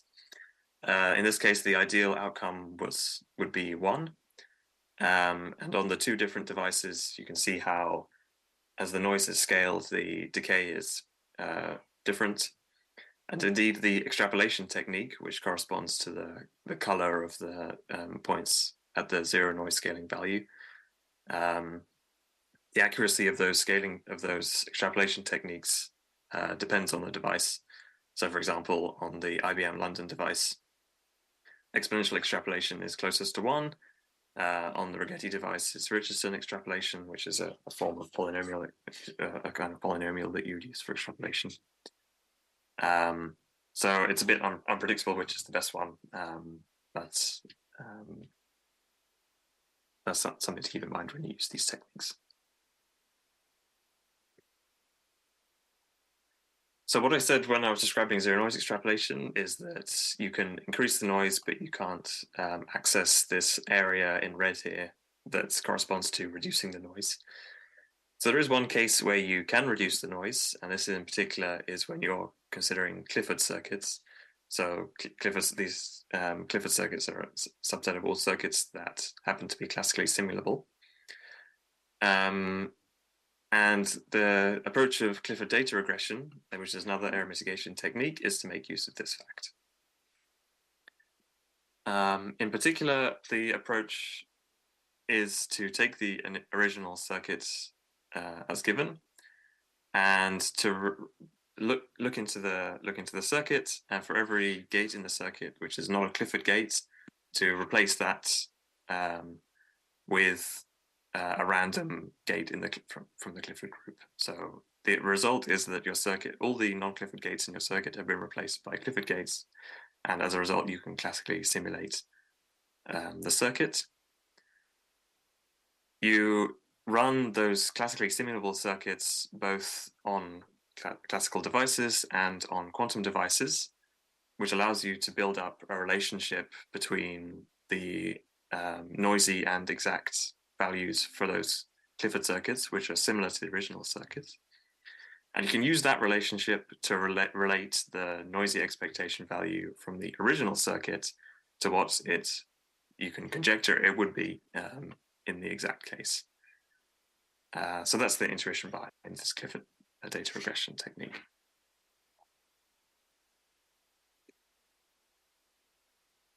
So you can see sort of the techniques are kind of similar. So on the left here, I just do a little pictorial representation of Clifford data regression. You take the original circuit that you want to run, you replace the non-Clifford gates with Clifford gates so that it's classically simulable. You can use the classically simulable Clifford circuits to calculate these green crosses at the noise value of the device and at the noise level and at the zero noise level, and build this relationship between the two pairs to use that to perform error mitigation. Or in the case of zero noise extrapolation, you can increase the noise using these identity gates, so the unitaries and the inverses, and use that instead to extrapolate backwards. So these two techniques are sort of similar in that regard. More generally, the process I've described is to start with some unitary U in red here at the top, do some transformation to generate new circuits, run those new circuits and the original circuit on the device, use that data to build up some relationship between the training circuits and the original circuits, and use some classical post-processing in order to recover a non-noisy, a noise-free value for the or an error mitigated value for the expectation value. So again, I can write this down in my favorites graph notation. So I'm just kind of the same thing I've described to you, and you build up some circuits that produce your expectation value, generate some modified circuits, execute those on the back end, do some classical post-processing on those circuits, and use that in combination with the original circuits to generate an error mitigated value.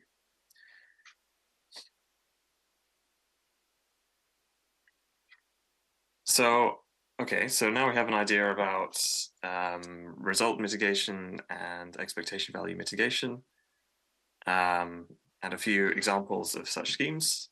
The next thing you might try and do is to combine these schemes, and in some cases this is a very sensible thing to do. In particular, a lot of the assumptions that go into developing these, there are a lot of assumptions that you have to make when developing these error mitigation techniques. In particular, this relates to kind of, for example, the extrapolation function that you might use. The extrapolation function you use depends on the particular noise characteristics of your device. And if those assumptions that you've made about the noise characteristics of the device were to be incorrect, then it might affect the quality of the outcome of your experiment. But sometimes you can enforce these assumptions by using other error mitigation techniques, perhaps some of the lower level circuit error mitigation techniques that I described before. So for example, you can imagine using zero noise extrapolation and spam errors to correct the measurement outcomes, and that results in some improvement. And you can also use something like frame randomization, which Clifford data regression performs fairly well, but not as well. In both cases, it's not performing as well as it did on the classical simulations.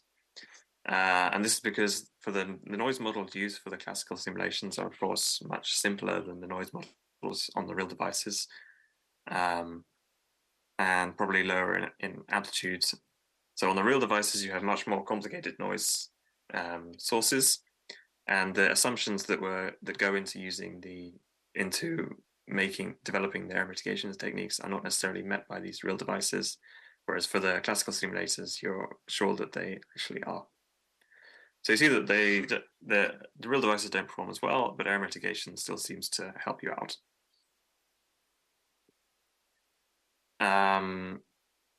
So I'm going to talk about the chemistry circuits run on the real devices.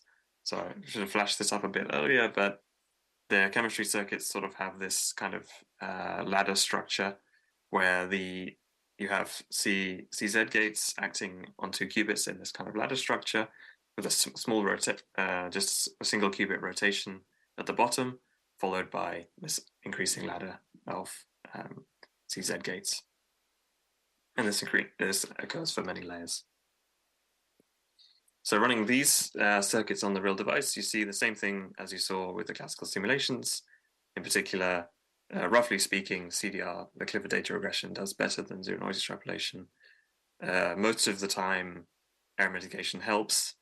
In the worst case, it seems not to. And there are quite a few squares here which are red, where error mitigation was not shown to result in any improvement. So you can see that on real devices, the performance of these schemes becomes a bit less predictable. So this could be for many reasons. That we don't understand the noise channels particularly well, that the noise profiles change very quickly, and lots of other things. So this is run on the IBM Lagos device. Just to emphasize that it depends heavily on the device characteristics as well. These experiments were conducted on the IBM Casablanca device. And you can see that in this case, zero noise Clifford data regression really just performs, completely adds no benefits running Clifford data regression on these circuits. So you can see, just to emphasize that it really depends on the device. It depends on the device, it depends on the circuits, and it can depend on the device characteristics at any particular moment. So these results show that it's a bit hard to predict the performance of error mitigation schemes in practice, but there are some things you can take away from this. For example, this plot in particular tells you that maybe for IBM Casablanca, which I think is not running anymore, but you should not worry about using any error mitigation. for chemistry type experiments, it's beneficial to use Clifford data regression. And for other types of experiments, it's probably beneficial to use zero noise extrapolation. So there are a few things that you can take away from these experiments. So that's just about all I have to say on this. So just to prepare you for Silas's talk, there are several schemes currently implemented in Kermit that you might like to play around with. So zero noise extrapolation and Clifford data regression are there, for example. There's also probabilistic error cancellation, which I haven't mentioned, but this technique basically relies on the idea that you can modify your circuit in such a way that combining the results of the modified circuits has the effect of inverting the noise channel on the device after doing some characterization of the device. It has SPAN, which I've discussed, frame randomization, which I mentioned briefly, and it allows you to combine existing methods quickly. It's built on top of PyTicket, so you should be able to use it quite quickly. And hopefully some of the techniques that are implemented there already can be easily reused and developed into new schemes if you wish to try that out, due to this modular structure that we try to make use of. And yeah, similarly, combining investigation schemes should be quite straightforward, we hope. So yeah, Silas will follow up with next with some code examples for using Kermit and develop a bit more background on mitigation through practical use cases. So I hope you enjoy that, and I'll stop there and take any questions if there are any.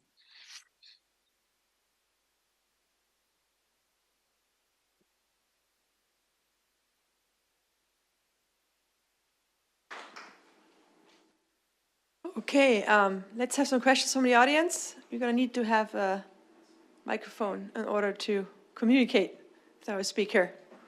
Dan, you can hear me? Yeah? Yeah. Okay, good. Questions?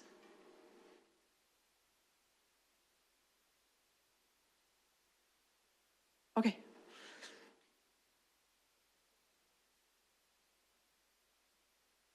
Hi, thank you for the nice talk. Could you just spend a few minutes explaining again the notation with the colored blocks? I'm just not familiar with that. If you could just explain again how that works. These ones here? Yes, thank you. Just what the inner and the outer color represents. Yeah, sure. So the outermost color, so the largest square, indicates the average performance of the error mitigation scheme. And the innermost square indicates the worst case performance. So this was conducted over 5 random circuits. So it's saying, for example, let's see, let's pick maybe the bottom left square on this leftmost plot here. You have a blue background, which means kind of on average, the error mitigation scheme results in an improvement. So anything that's sort of blue or green means the error mitigation scheme is performing well. And the innermost square is red, which means that in the worst case, the error mitigation scheme doesn't do anything. So there was a circuit run during these experiments where error mitigation performed as well as running the noisy experiments. Thank you. Thanks. Okay, okay, more questions? I gotta get a workout now.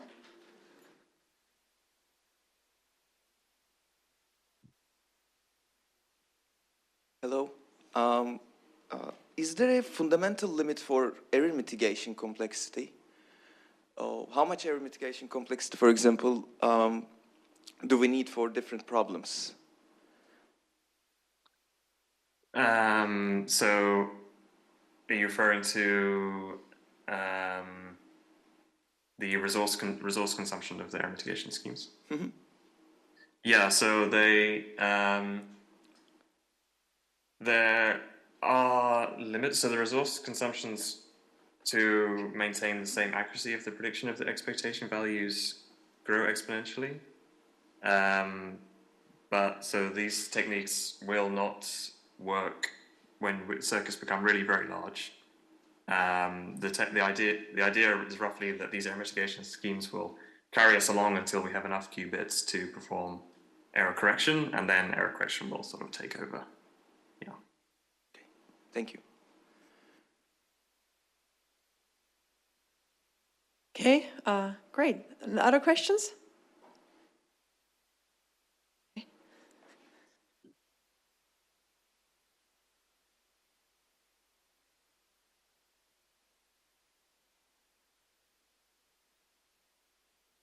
Hi, I was just wondering why the expectation value decays when the noise is increased for the zero noise extrapolation technique. Yeah, so you can sort of imagine, like if you keep adding noise, then you're sort of progressing towards just a circuit which just generates uniformly random bit strings. So in that case, the expectation value that you'll get from uniformly random bit strings is 0. So you can sort of imagine that as you progressively go towards generating just that like uniform distribution, so like get progressively closer towards 0. Yeah. Thank you. Another question? Hi Dan, thanks for the nice talk. I was wondering if you could comment on the sampling overhead required for some of these error mitigation schemes. Yeah, so as I mentioned, you would typically require the sampling overhead to increase exponentially. For these experiments, we sort of the sampling is the number of samples you take is increased, but the factor by which they're increased is constant, just to demonstrate that in practice you can sort of still get things out of it without going too hard on the number of shots you take. So I think in this case there was a factor of maybe 3 or 4. Yeah. Thanks. Okay, great. More questions? Okay, I have a question for you. So if I do an experiment, right, and I want to figure out if I should use error mitigation, what would be the steps I should be doing in order to determine if it's going to help for me? Because obviously sometimes from your plots it works and sometimes it doesn't. So it doesn't seem like there's a feature I can kind of bite on for a given application. So what would you do? So I think in practice, the results from these experiments suggest that you probably need to kind of think very carefully. There's not too many broad strokes things that I can say. I can say that if your circuit has a large number of Clifford gates, then Clifford data regression seems to reliably result in an improvement.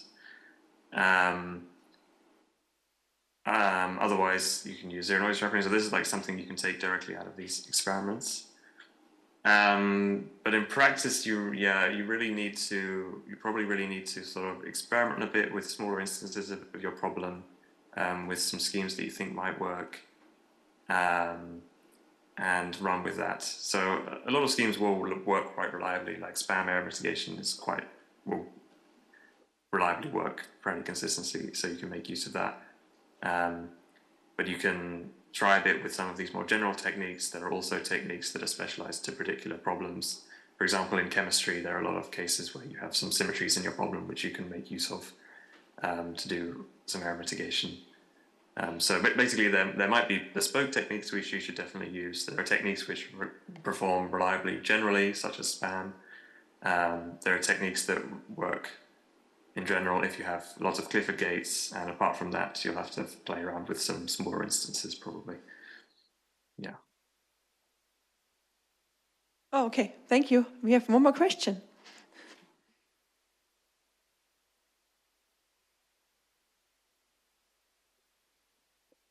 Hi, sorry, I am a little bit lost, but this application of denoiser, it's at the beginning of the program, of the final, for each cubic. I I am a little bit lost.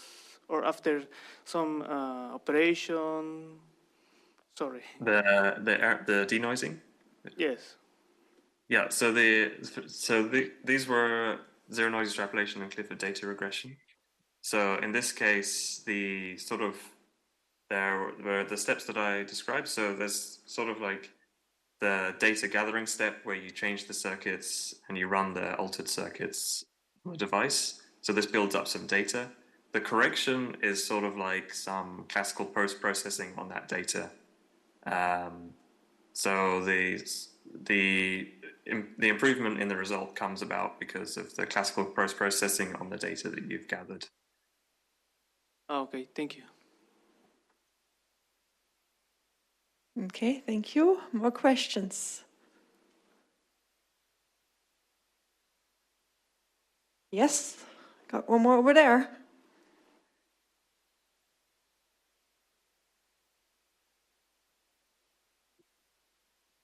Hello, thank you for the talk. I was wondering if there is any problem when trying to combine different error mitigation techniques. Like, can we have a situation where, for example, one error mitigation technique can give the opposite effect when combined with when they have counter effect with each other, for example? Yeah, I'm sure that could arise. There are definitely problems that for example, they might be tackling the same noise source, in which case it's sort of a bit redundant to combine error mitigation schemes. So one example where the combination might not be beneficial. So there are some error mitigation techniques which rely on post-selection.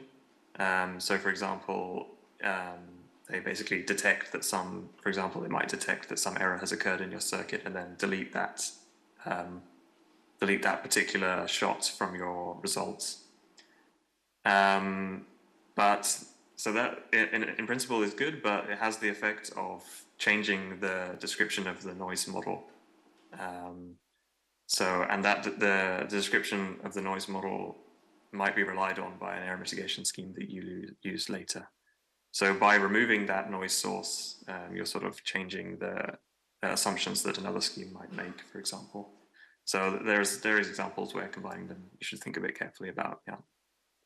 Okay, thank you.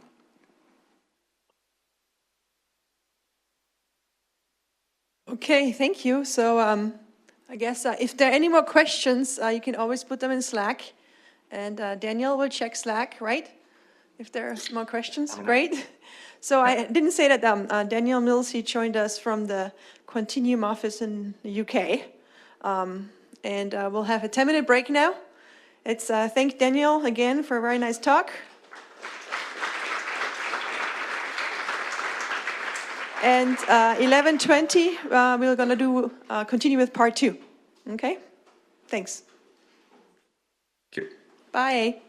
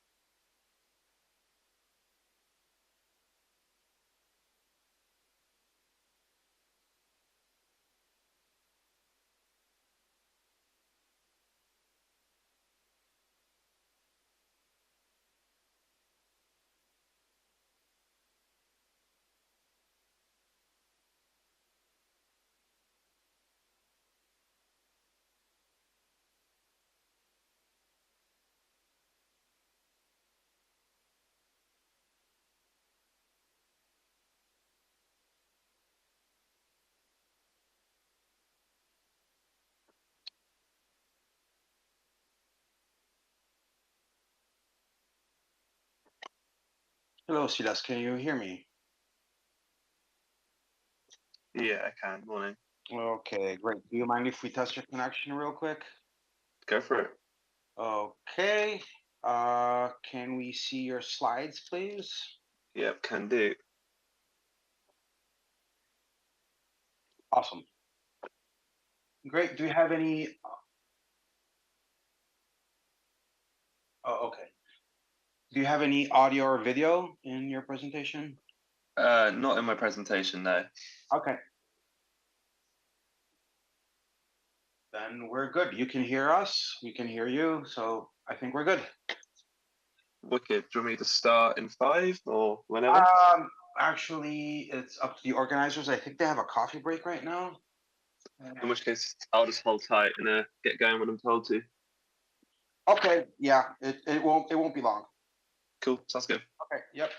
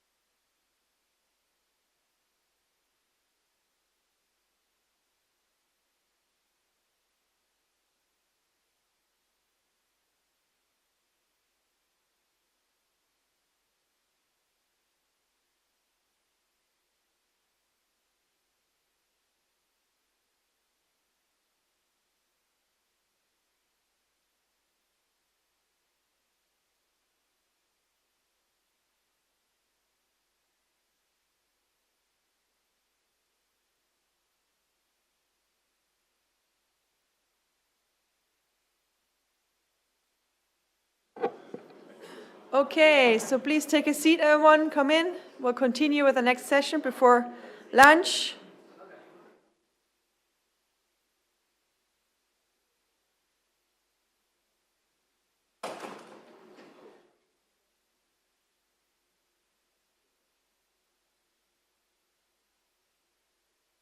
Okay, please take a seat.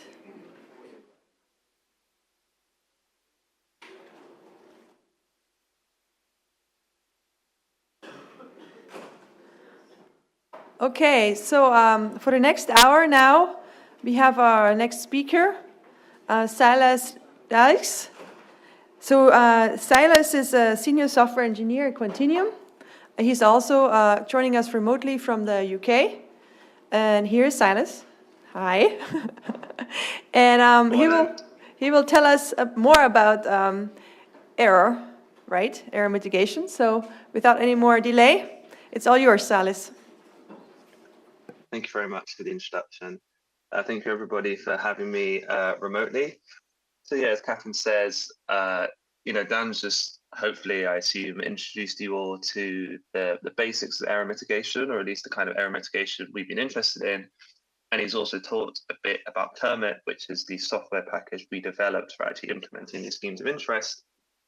Well, I'm going to do the follow-up to that, which is I'm actually going to show you all how to actually use Kermit, or at least the kind of basic introduction. Now, this is going to be a demonstration as opposed to a kind of hands-on tutorial. But you'll see here, I've got a link that I will also put in the suitable Slack channel on the Slack account you've got for this conference, which has the resources that Dan showed you this morning and that I'm about to show you. So you'll be able to access these notebooks after the talk to get like a better, more hands-on idea of what I'm about to talk about.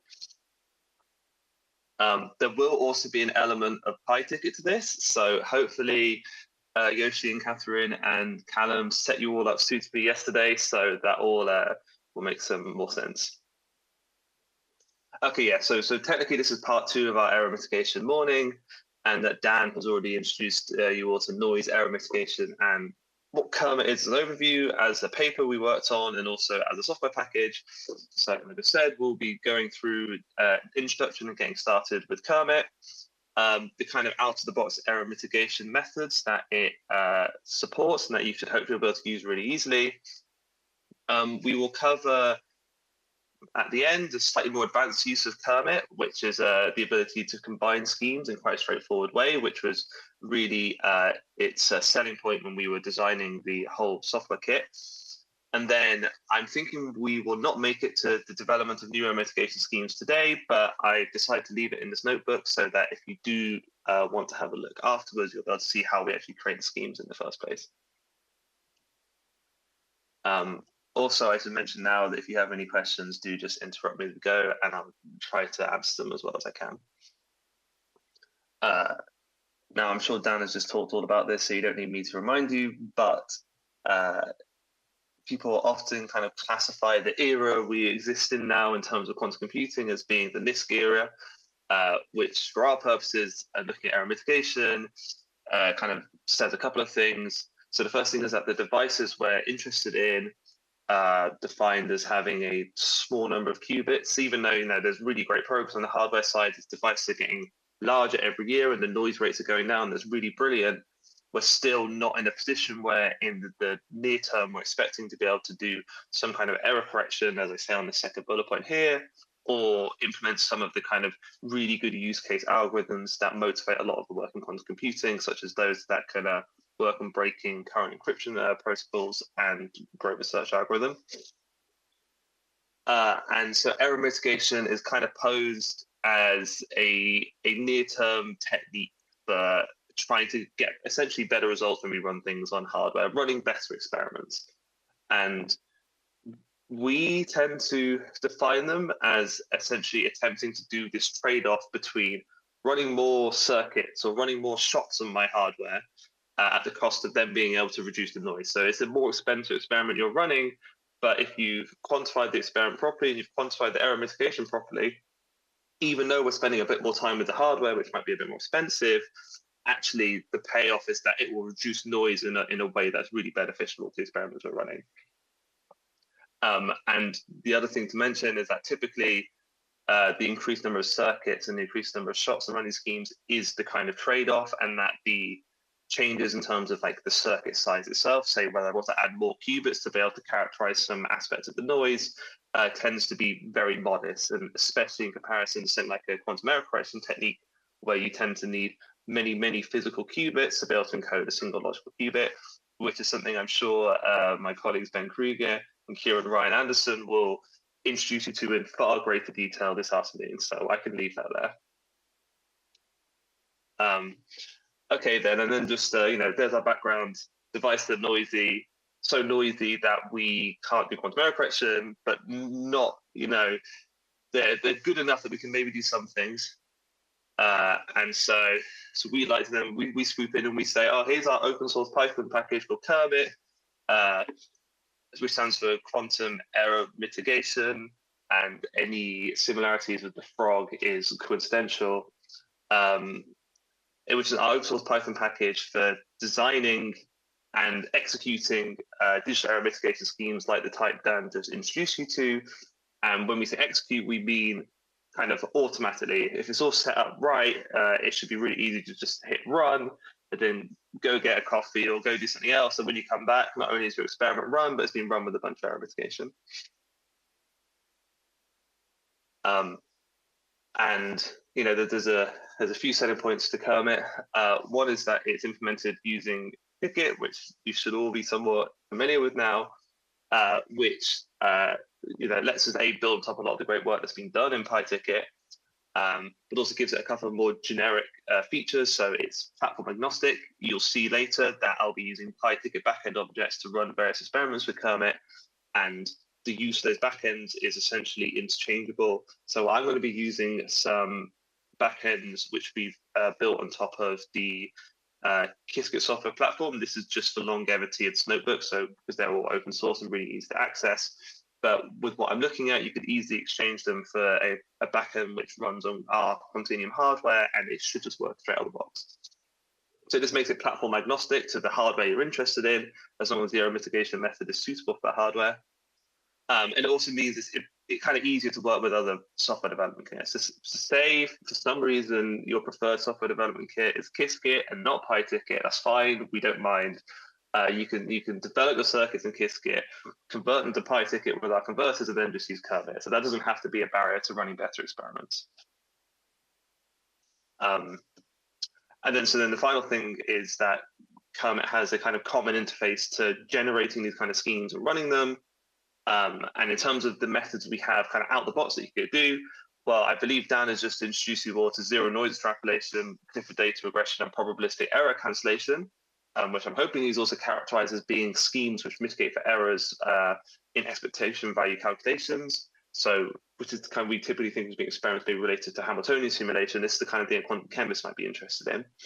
And we also have out the box error mitigation for a technique called frame randomization or randomized compilation, and also through for a correction technique that works for state preparation and measurement errors.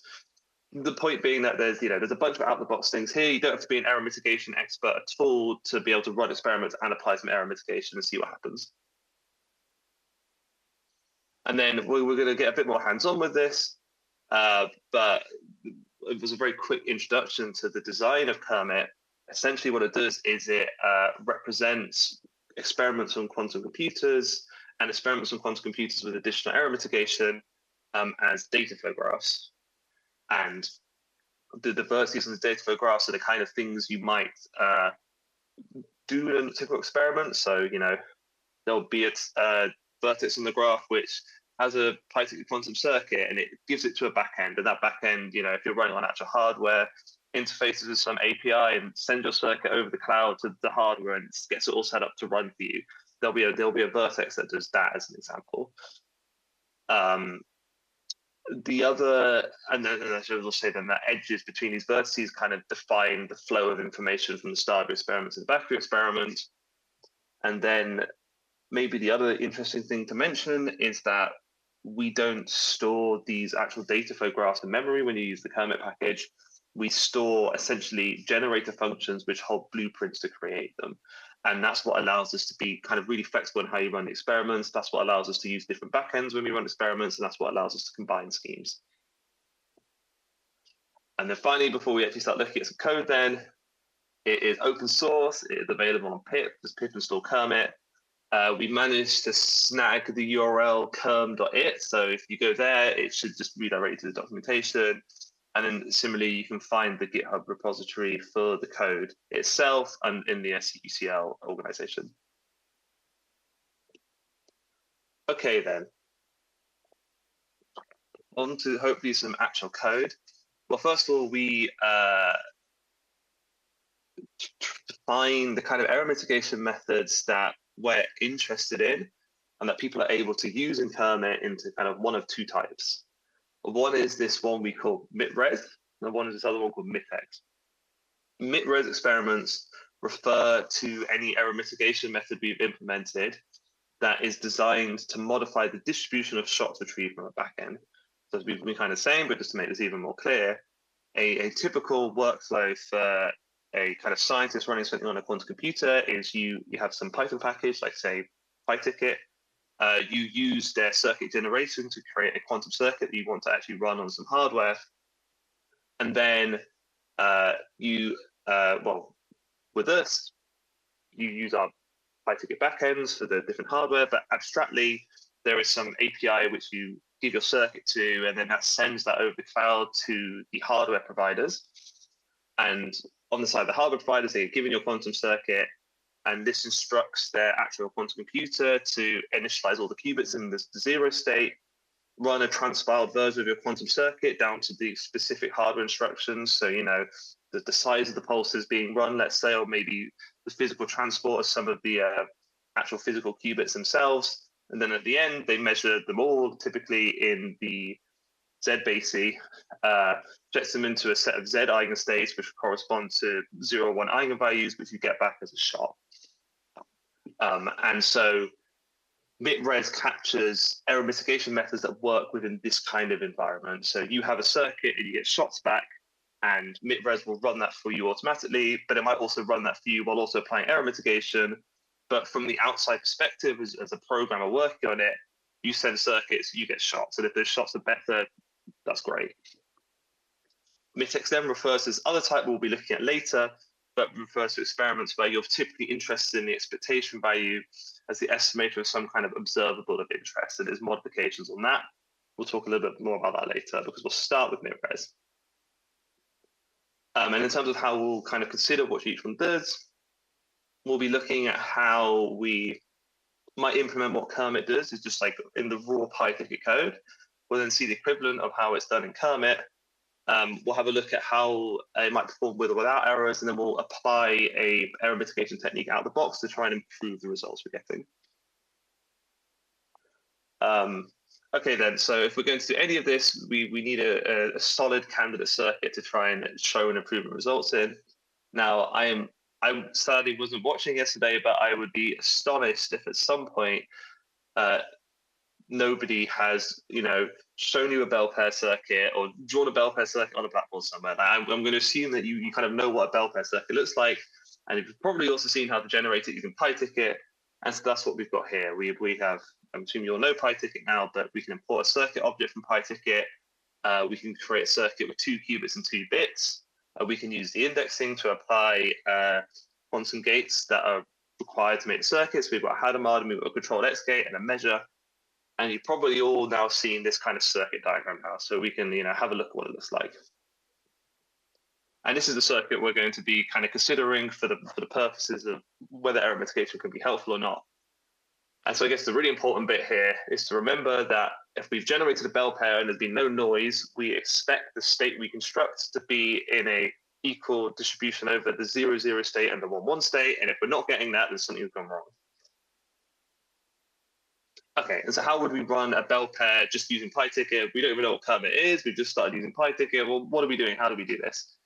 Well, hopefully you've also been introduced yesterday to the selection of backends we provide in PyTicket, which are a standardized set of objects running experiments with different hardware and simulators.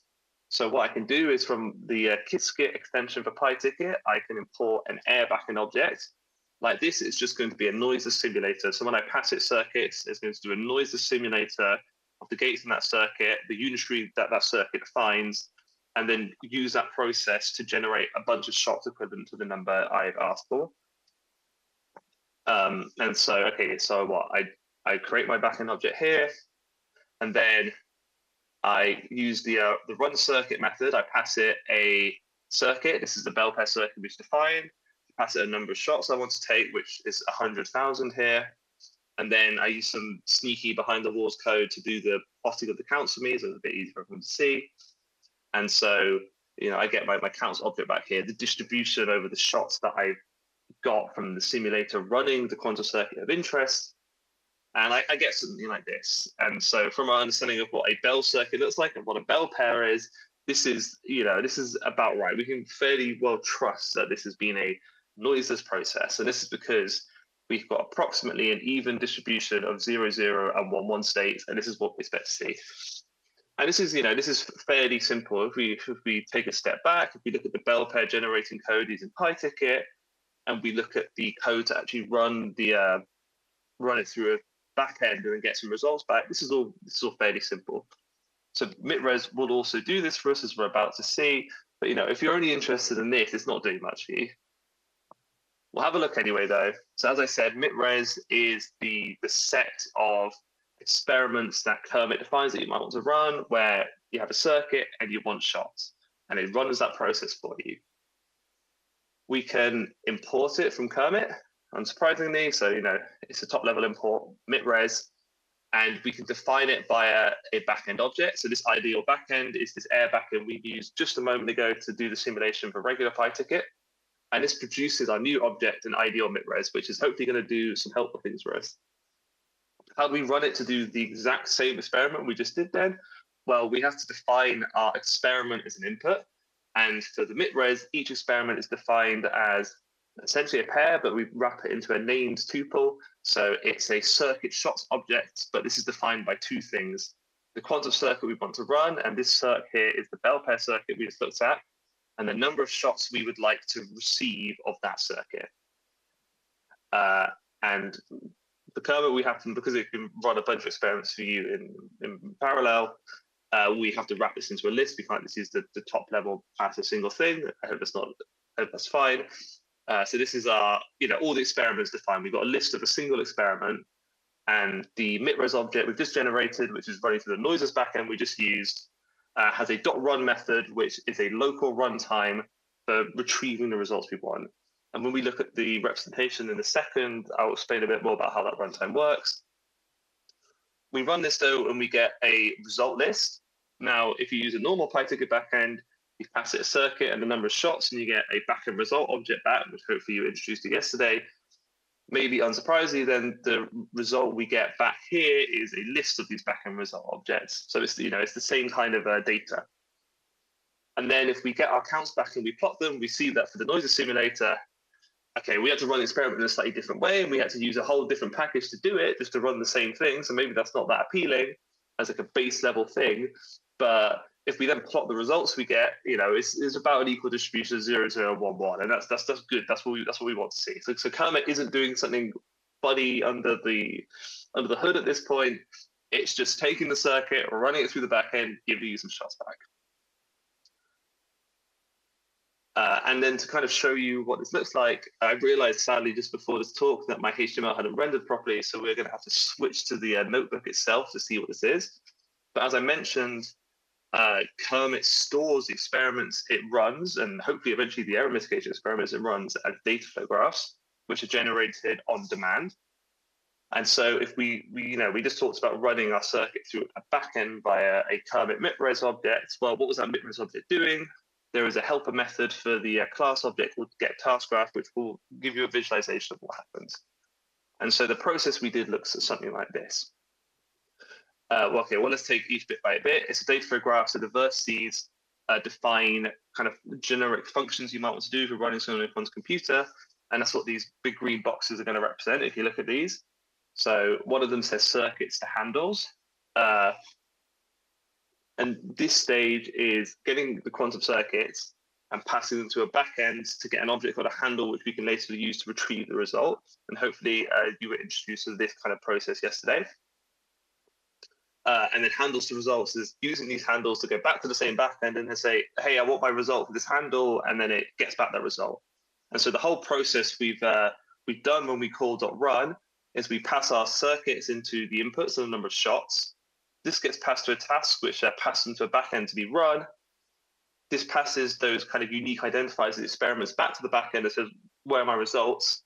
And then they get passed back. So, this is a really basic experiment. It's done for us, but it has done it for us automatically. And just as kind of another quick description of what I just said, because there's data graphs that they're in a Python class we wrote called task graph. I don't think that's too important. I mentioned that diversity is our functions that do something of help. Now, in practice, they're not just functions. They're actually a Python class we wrote called a MIT task. This is only so we can add additional attributes to the functions, essentially. So that class knows the function that's running on the input data. It also knows the number of in edges it needs, the number of out edges. It's got a name. It's just additional information for ease of use, essentially. The edges of the graph move the data between the MIT task objects. Something I should have mentioned, though I hope is fairly clear, is that data moves from top to bottom on these graphs. So we go from inputs to outputs. And then, so the final thing is, at the moment, Kermit unfortunately only has a kind of basic local runtime. So we define these graphs because it kind of gives additional granularity to the processes we're running. And it means that if you've got a really good runtime, you can run the various things in parallel, which is really great when you're doing stuff on quantum computers, because often you spend, when you run something on a quantum computer, I don't know if anyone's told you this, but you often spend a lot of time waiting for the quantum computer to run because lots of people want to use them. So being able to parallelize that kind of process is really helpful. Currently, the runtime is just local. It does a topological sort on the data flow graph and then just runs the tasks sequentially. So, you're not saving time as much there, but it is still doing it automatically. Okay, quick aside into, Permit fundamentals. We're back to the actual code bit. So we've just seen some noiseless simulations of a bell pair, and we've kind of looked at the results and gone, yeah, that makes sense. It's about an even distribution of the two states I'd expect to see. And so, if all our computations were noiseless, we wouldn't need error mitigation. But obviously, Kermit exists to do error mitigation, which suggests that maybe sometimes quantum computers are doing things we don't like, and we need to try and, account for it or correct for it. And so let's kind of create a scenario in which we do add some noise then, and then we can see how we can improve on the results. And so we're going to do this by creating another air backend object like the one we had before, but we're going to pass it a noise model. Now, I'm passing it a depolarizing noise model. This is going to have errors every time I run a single qubit gate or a 2-qubit gate. With some probability, it's going to slightly change the unitary that is implemented. And it's also going to add something called a readout noise. So when I measure my qubits, it's going to probabilistically decide to give the wrong result. This is an artificial noise model. This is something I'm asking for it to do. It is a handy tool, though, if you're trying to work out the performance of techniques you're working on, or maybe the performance of some kind of circuit compilation you're doing.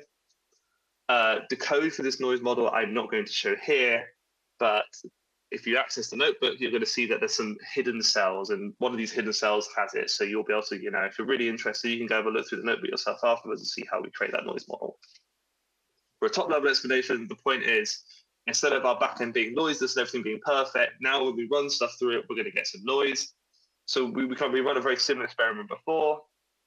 We construct a new MITRES object, a MITRES object where the backend is for the noisy simulator and not the noisy simulator. We do this via a function called gen compiled MITRES. So we're going to start getting into the world of slightly more complicated MITRES data flow graphs.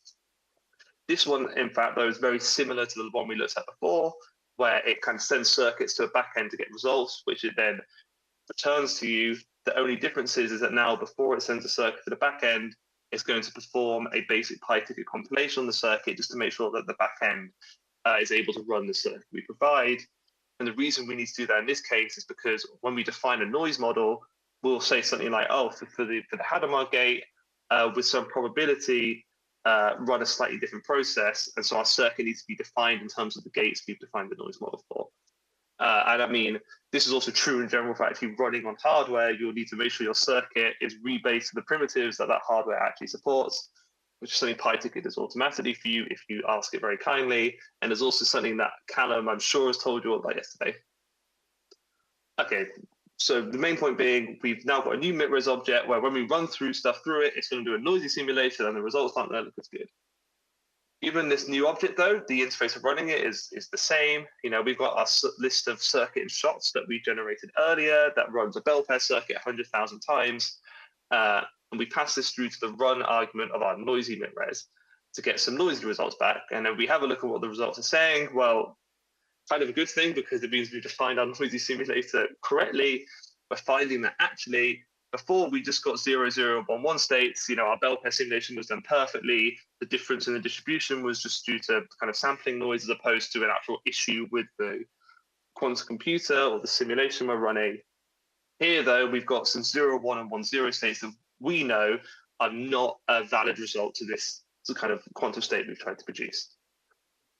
So this is now the kind of area where we're thinking, well, how do I improve on this? Maybe, you know, my device is too small and too noisy for me to run quantum error correction. Maybe there's another technique, maybe quantum error mitigation will help me out. So let's just use an out-the-box error mitigation method to see if it works for this noisy simulation we've done. So as I mentioned earlier, for the MITRES kind of criteria, we have two types of error mitigation supported out the box. One is something called randomized compilation, we'll not touch on today, but the other is for spam errors. Spam is a nice way of referring to state preparation and measurement errors, i.e., as I mentioned earlier, you know, the way you run experiments is you define a quantum circuit and you send it off to the hardware people. And what they'll do is they'll initialize their set of physical qubits in the 0 state, and then they'll run the operations you define, and then they'll measure more than Z-base. And so state preparation refers to errors in the initialization. You're supposed to construct an all-0 state, but there is a chance that there is a noise in that process, so you don't quite do that. And also when you, and the measurement obviously refers to the bit where you measure everything in the Z-base, and maybe there's a bit of noise there, and it doesn't quite return the result you expect. So this permit or spam module has a few options. We're going to use the uncorrelated option for spam correction when we run these experiments. Uncorrelated in this sense essentially means that you make the assumption about the noise profile of your device that each individual physical qubit, its error in state preparation and measurement is independent of all the ones around it. So we can model them all separately. This isn't necessarily true in practice. It might be that if you measure a single physical qubit, that it gives the wrong result because of some like overexcitation, and then this affects the results around it. So you might have to kind of gather more information. But if you can assume they're all uncorrelated, then you can gather quite a small amount of information, and actually in particular a scalable amount of information to be able to correct for the results you get. So we use this inbuilt generator function, which follows a blueprint to create a data flow graph that will implement spam mitigation automatically. We pass it our noisy backend, so it's running everything through our noisy backend, which is the one we're interested in now. And we also pass it a number of shots. This number of shots refers to how many times we run the calibration circuits for spam error mitigation to get the kind of characterization information we desire. The more shots you pass it, in general, the more precise it's going to be. There's a point where if you pass more shots, it doesn't make a difference. We won't be talking about that kind of analysis today. Once we have the object, though, running it is the same as any MITRES. You just call .run, and you pass it your list of circuits and shots.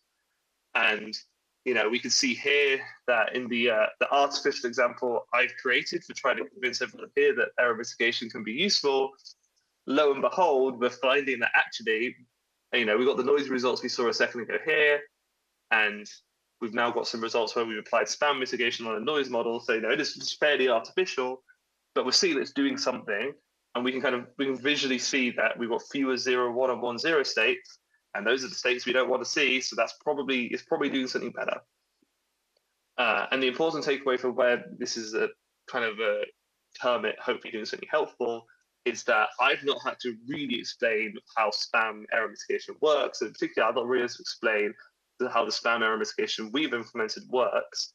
In terms of an interface, it's creating a different bitres object and running it as before, and now our results are better. So, you know, in an industry, you need specialization in different areas. You don't need to know about error mitigation to get good error mitigated results. And then finally, before we move on to the MITEX, which is these other types of experiments, we'll have a very quick look at the kind of task graph it generates. So as I said, when we call the generator function, it's going to automatically create a data flow graph representing the error mitigation experiment we want to run. And so we can look at it here with this same kind of .get task graph method. You can run this on any of them. And this is a definition of the overall spam correcting process we've just run automatically. So these are all the tasks that are actually happening under the hood. We can very quickly talk through it. I think the most important bit is to notice these two tasks down here. These are equivalent to the MITRES tasks we saw earlier. So we can see that we're still running stuff through hardware. And so actually how this graph is generated is it takes a MITRES object like this, and then it's got what the blueprint does is it defines how we add the other tasks around this, which tasks we append, which tasks we prepend, which tasks we add in parallel. And so at a very high level, we can see, our experiment circuit shots come in through this input. This task here works out all the characterization circuits we need to be able to do our spam correction later and generates them. Then the actual experiment circuits are shot down this left-hand side of the graph, which essentially just runs them all through the device as if with a normal experiment. This right-hand side of the graph runs the characterization experiments for my spam error mitigation through through the same device to be able to generate data. So we've got 2 points where we're running through a device. And then I've got a final task which takes my experiment data, just running my circuits through the back end as normal, essentially. And it takes my characterization data I've got from my spam mitigation, and it combines them together, and it returns a distribution which has been corrected. And so it does all this automatically for you, which is nice. Okay, that is approximately part one of this talk then. So we've looked at, broadly what Kermit does, and we've built up from how we might run an experiment with PyTicket to how we might run an experiment with MITRES, how we can add a noisy simulation to our experiments if we're testing things locally, and then finally how we might be able to use a kind of error mitigation scheme provided by Kermit to get better results.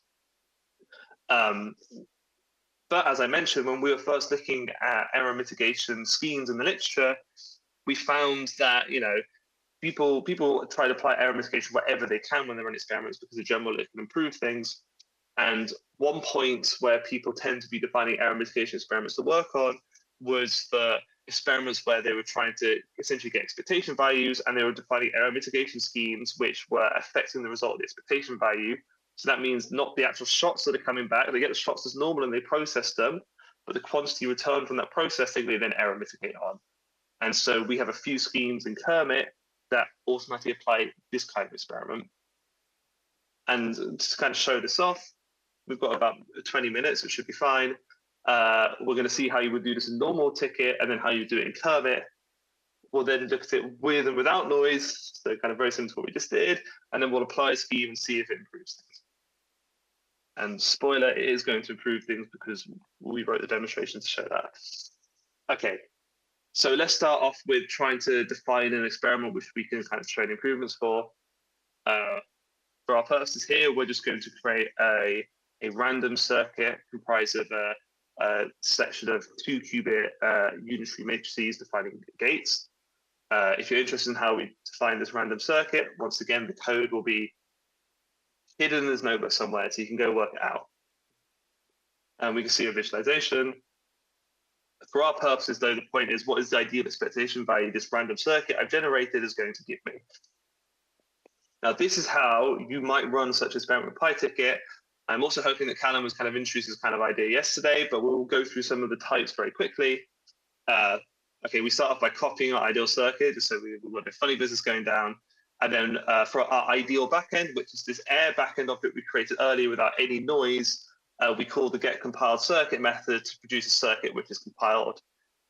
This is hopefully not a surprising step because general quantum simulations don't accept unitary 2-qubit box as an input gate. That's not something they know. They don't know what that is. So we have to turn that into a sequence of gates, which it doesn't know what it is. That's what we're doing in the first stage. Then we need to define the observable we want to measure. Now, in this case, we're saying that we want to get the all Z observable, which essentially corresponds to projecting my output, my quantum state, into the Z eigenstate for all of my qubits. And that is what this thing is defining here. There is a object in PyTicket under the Pauli class. If you're not sure about Pauli matrices, this afternoon in the quantum error correction section, you are going to become intimately aware of what they are, so you can hold on to that. We can create a qubit Pauli string, and so this essentially says for all of my qubits, that's what this list is generating here. It's saying I want a Z term in my measurement, and then that's what these Pauli Zs are saying. And so if you know about quantum chemistry and you've run these kind of experiments before, hopefully this is kind of making some sense. And then in normal PyTicket, our backend has got a helper method called get Pauli expectation value. I have my random circuit we just looked at. I have my qubit Pauli string, which says I need the all Z term, please, and it gets you a result. And if you don't know much about experiments where you're getting expectation values, that's totally fine. The thing you need to take away from this is that the ideal expectation value is 0.55496, etc., etc., etc. This is our target value. This is when we've got no noise for our small experiment. This is what we should be getting. And so once we start adding noise and we don't get this, we need to try and recover this value again, essentially. Okay, well, this is how we did it with normal PyTicket.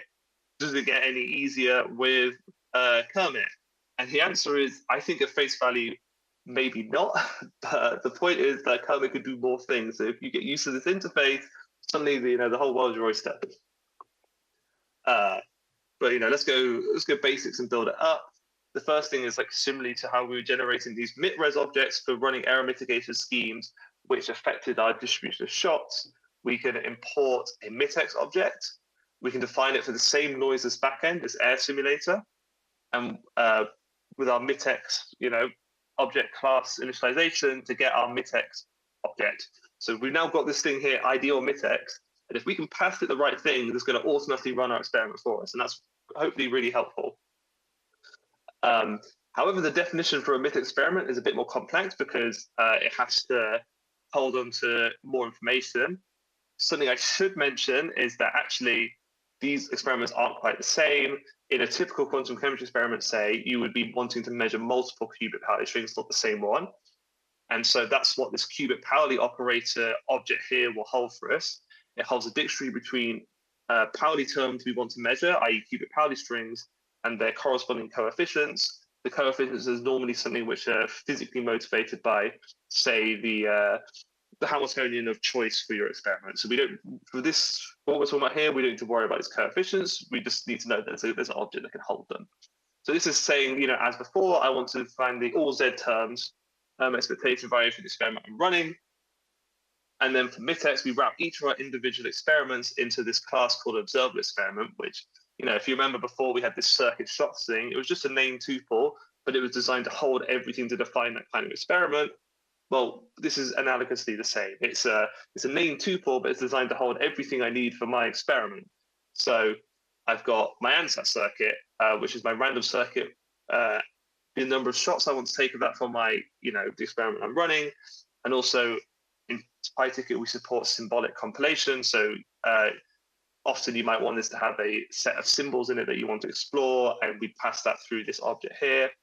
We don't need to worry about that right now. Just we've got a circuit that we're doing our expectation values on and a number of shots we want to take. And then we've got, another level of abstraction to hold our qubit Pauli strings. Let's put our qubit Pauli strings into our operator. And now we're going to have to put this operator into this new object called observable tracker. And it's going to essentially track all the computations we do and work out to knit the results back at the end. So for now, just think, this just holds my qubit Pauli operator. It just holds the terms I want to measure.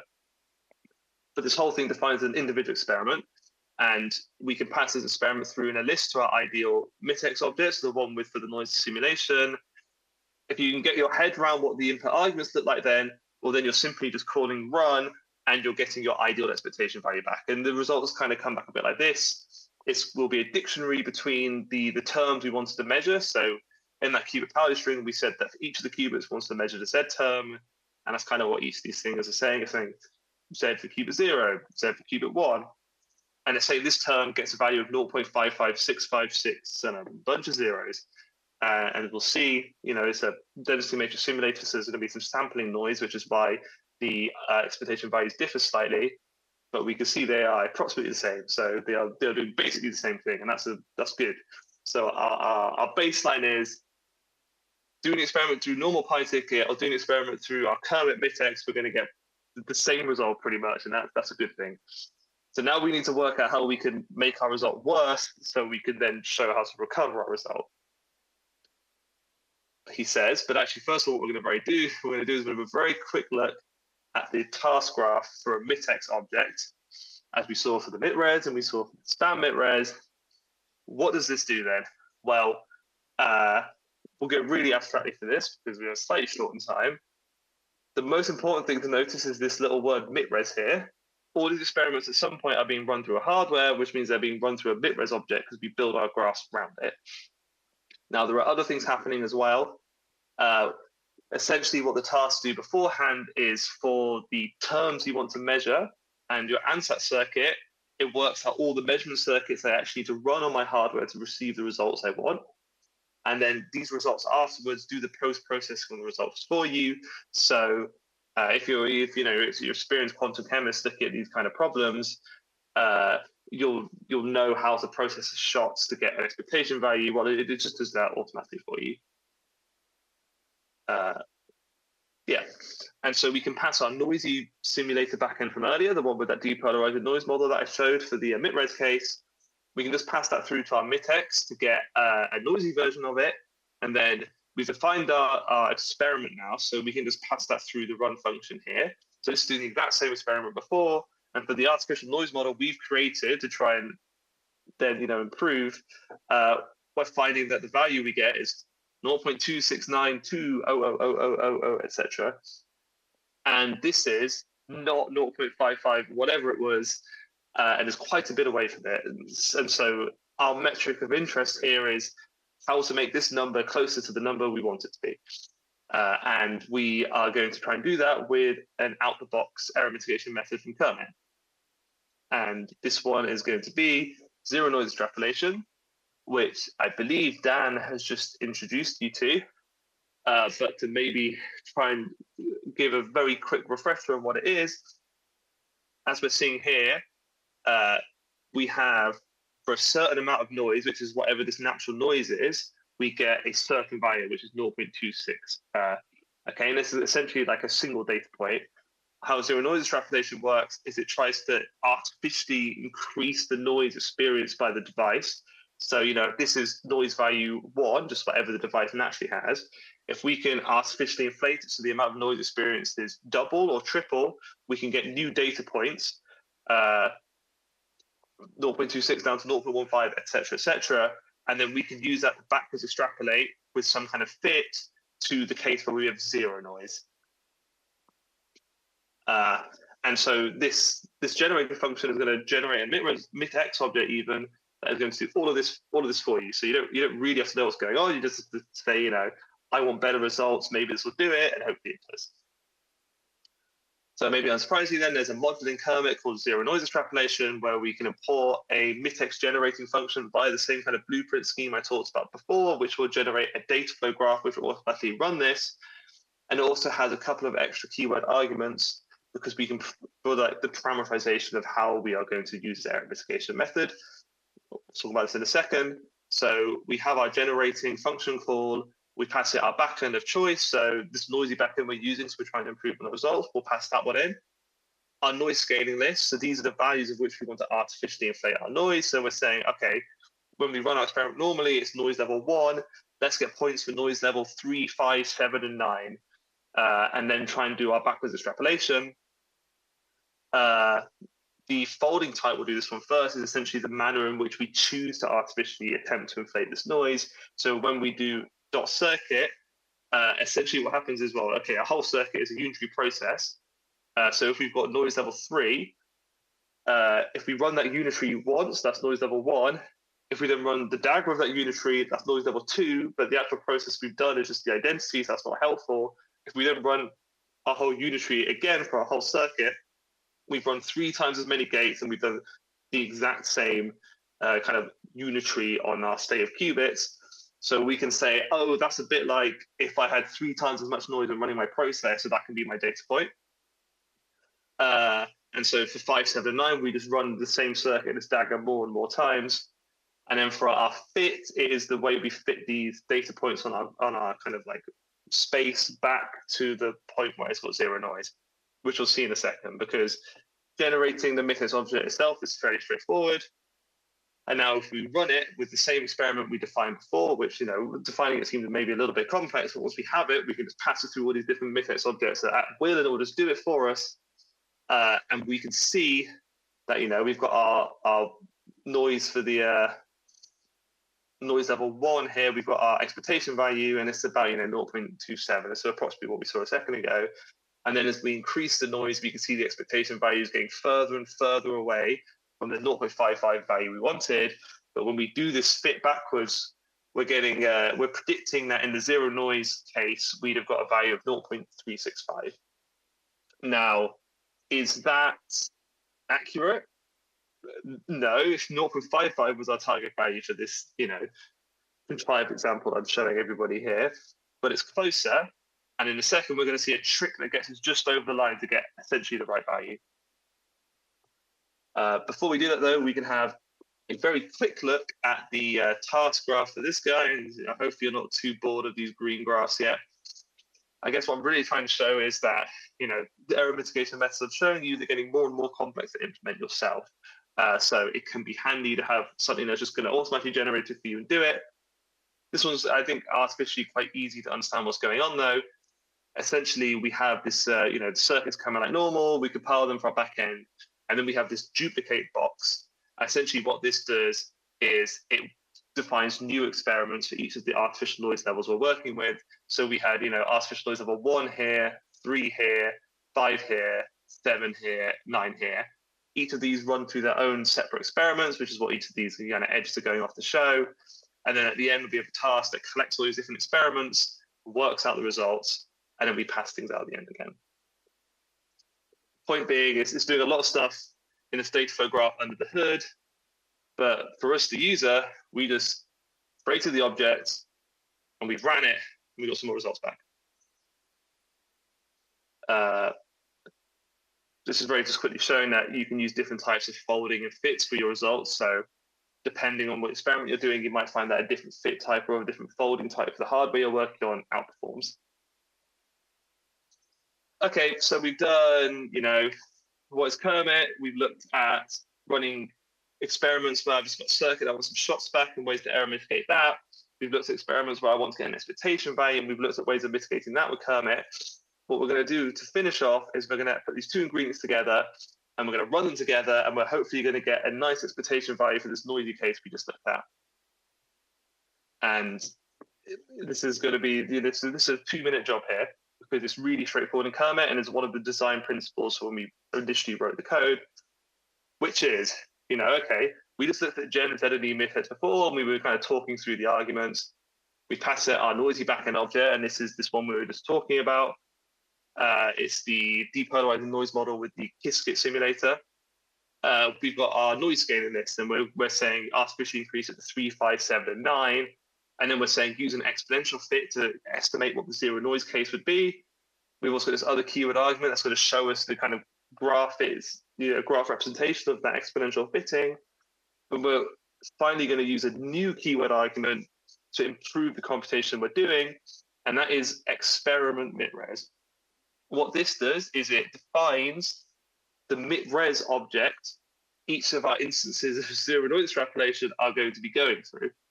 Or, to make it a bit clearer, this is the ZNE graph we just looked at, and we said that it splits it into 5 different experiments for each of the noise level and runs them independently. Well, we can see over here that each one of them has to go through some kind of MITRES object when it does this. You know, at some point we've got to run our circuits on hardware and get some results back. So when we pass this spam MITRES object here, which is the one we defined earlier to get better results when we were working with MITRES, essentially what we do is this MITRES object here gets replaced with the one at the spam mitigation.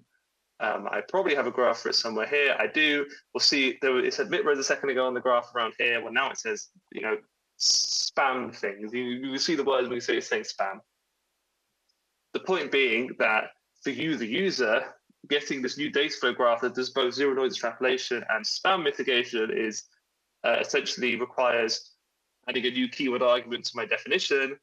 And so now this is going to do both for us, and it's defining the data flow graph for doing that. We just had a quick look at that, so we'll skip past this. And so now if we run our experiment, it's this noisy simulator. When we first ran it, we got this expectation value of 0.55, and that was our target value for the ideal case. When we ran it in the noisy case without any error mitigation, we got 0.25, so we're really far away. Well, actually now, by applying spam mitigation, all the individual circuits being run, and then applying zero noise extrapolation on the expectation values retrieved for all of them, we find that we're able to get a value of 0.5690, blah, blah, blah, i.e. a value that is a lot closer to the 0.55-ish that we were looking for. You know, it's arguably done a small overfit, and error mitigation, you know, often you're going to end up suffering in this way where things are just like really close, but they're not quite there. But in the grand scheme of things, it's done a good job, arguably, of accounting for the depolarizing noise model we just looked at. And I think I'm going to have to leave us all there for today because we're coming up to the top of the hour, and this would certainly take longer than 10 minutes.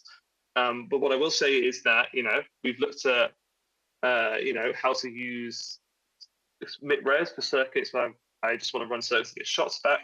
We've looked at how to use error mitigated MITRES. We've looked at MITX. We've looked at error mitigated MITX. And we've had one look at how to combine the schemes. Well, I should maybe mention then that in the documentation, it tries to make it quite clear how you can pass these kind of keyword arguments between all of the different error mitigation schemes we define, so you can combine them in any way you want, really. Some ways are more sensible than the others, so be careful. I'm sorry, I also have the conclusions here. So yeah, instructions against with Kermit, out-of-the-box error mitigation, advanced use of Kermit to combine schemes to get better results. And if you guys are interested, the notebook in this repository here talks a little bit about how you can define your own experiments and show some results through a method called spectral filtering. So it goes through how to make this kind of data flow graph yourself. It says last 3 hours here. So Callum yesterday and Catherine and Yoshi would have talked about the using PyTicket. Dan has talked to you about noise and error mitigation, and I've talked a bit about Kermit. And I think that's all I'm going to talk about now. So I'm happy to take any questions people might have, etc. Thanks a lot for listening.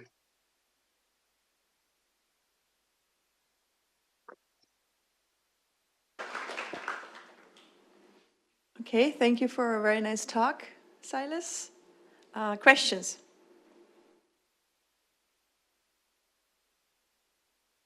Okay, got some hands up. At least 3, so let's see. Hi, thanks for the nice talk.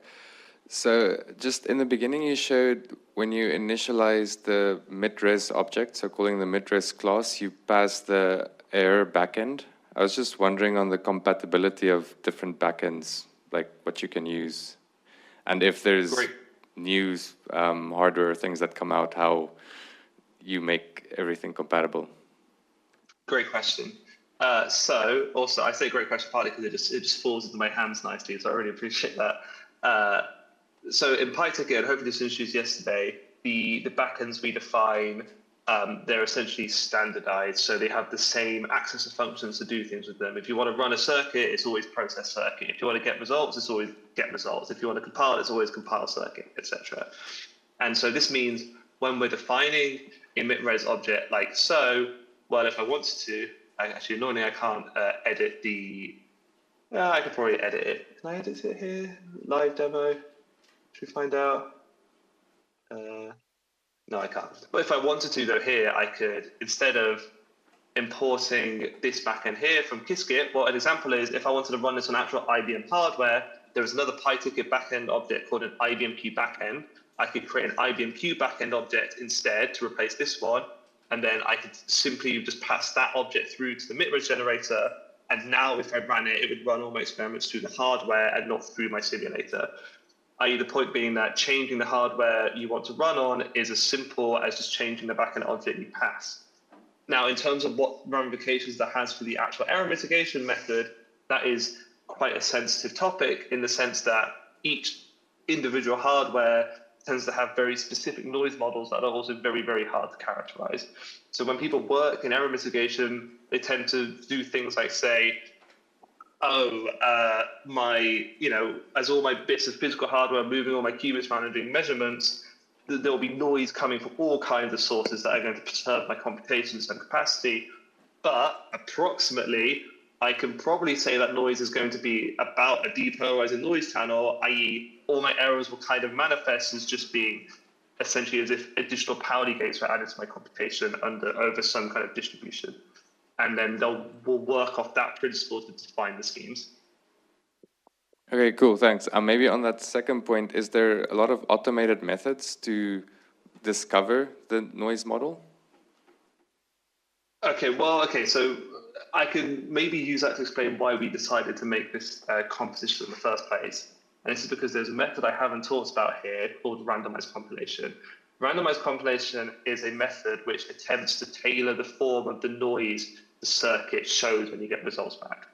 I.e., in terms of errors, and I'm sure Dan introduced this, we kind of often characterize errors as being of one of two types, as either coherent errors or incoherent errors. Coherent errors are errors where it's kind of the exact same error every time. So if I say to my quantum computer, I want to do a rotation in the Z basis of angle 0.3, a coherent error might be that every time it actually does that, it runs 0.32 instead, and that's just a calibration fault. But that means if I run a lot of RZ rotations on the same qubit, by the time I've done a few in a row, suddenly the quantum state I want to actually receive is quite far away from the one I actually wanted. On the other hand, we talk about incoherent errors, which are probabilistic errors. So it might be that with some probability, when I run an RZ gate, I actually run an RZ gate of 0.32 followed by a Y gate, a Pauli Y gate in practice. One time I might do a Pauli Y gate, one time I might do a Pauli Y gate before, etc. And so by the time I've run this gate often, even though there's still some kind of error occurring, that error is, in terms of like distance in my Hilbert space, closer to the quantum state I actually wanted to implement it in the first place. And so that is a kind of a tool people are aware of that attempts to account for the noise, not in the way you say where it's kind of a well-calibrated noise model for the actual device that we can then account for. We're actually changing the form of the noise that the device has so that we can then correct for it. So when we have these compositional schemes, the idea would be, well, in zero noise extrapolation, I need to pick the fit at my noise scaling levels. How do I know which fit to pick? Well, okay, maybe if I add randomized compilation underneath, then I know that I've got a stochastic Pauli noise model approximately over the gates I'm running. So maybe that can educate the kind of fit I'm picking. So from a digital level, there's less focus on defining really good noise models and more of a focus on defining schemes that can kind of either change the form of the noise and then correct for it. But yes, when it gets to the hardware level, the engineers working on actually making quantum computers are very interested in optimized noise models for what they're doing. Just not at the level we can care about. Cool, thank you very much. Thank you. So maybe one more question? Hi, thank you for the nice talk. Like, how to select the number of short counts that optimal we need to use? So, great question. Thank you. That is in general quite a hard thing to quantify. This is something we did. Well, I wouldn't say we considered necessarily. If you do take the chance to go look at the Karma paper and you look at the results, you'll see that we fixed the number of shots we did between different experiments because we knew it was a factor of importance. Essentially, in terms of like kind of the near-term experiments you might be running now, it is maybe just an approximate rule of thumb, which I appreciate isn't a very helpful answer. The more qubits your circuit has, the more basic states that could be returned by the measurement. Obviously, it's an exponential scaling. If you're running a large experiment with more qubits, you're going to need to run more shots of that circuit to get accurate results. And going up to the order of 100,000, which we've shown here, may be viable for a quantum circuit with many, many qubits.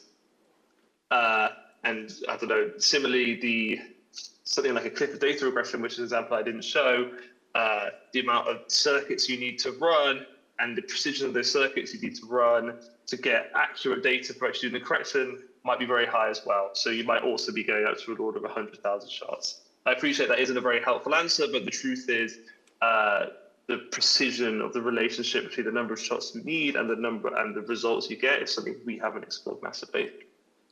Thank you. But if we are going to increase number of qubits anyhow, we are going to increase the computational cost for the problem. So. Yeah, well, yeah, exactly. So as we move forward in the world of quantum computing and the devices get larger and larger, we will be expecting to have to probably run more shots to get things, and that is a problem we need to consider. Okay, thank you. I'm sure Silas is going to be online on Slack, right, to answer any more questions you may have. I can be online on Slack? Yes, on Slack. Just get more questions to him if you have some. I think there was one more question, but due to time, we should probably now thank our speaker.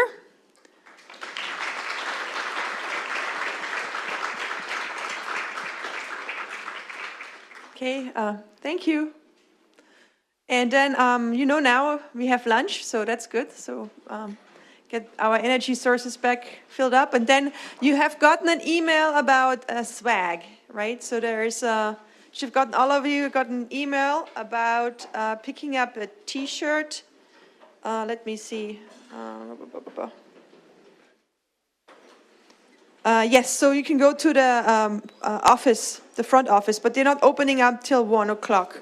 And we'll meet back here at 1:30. Okay, 1:30 p.m. Thank you.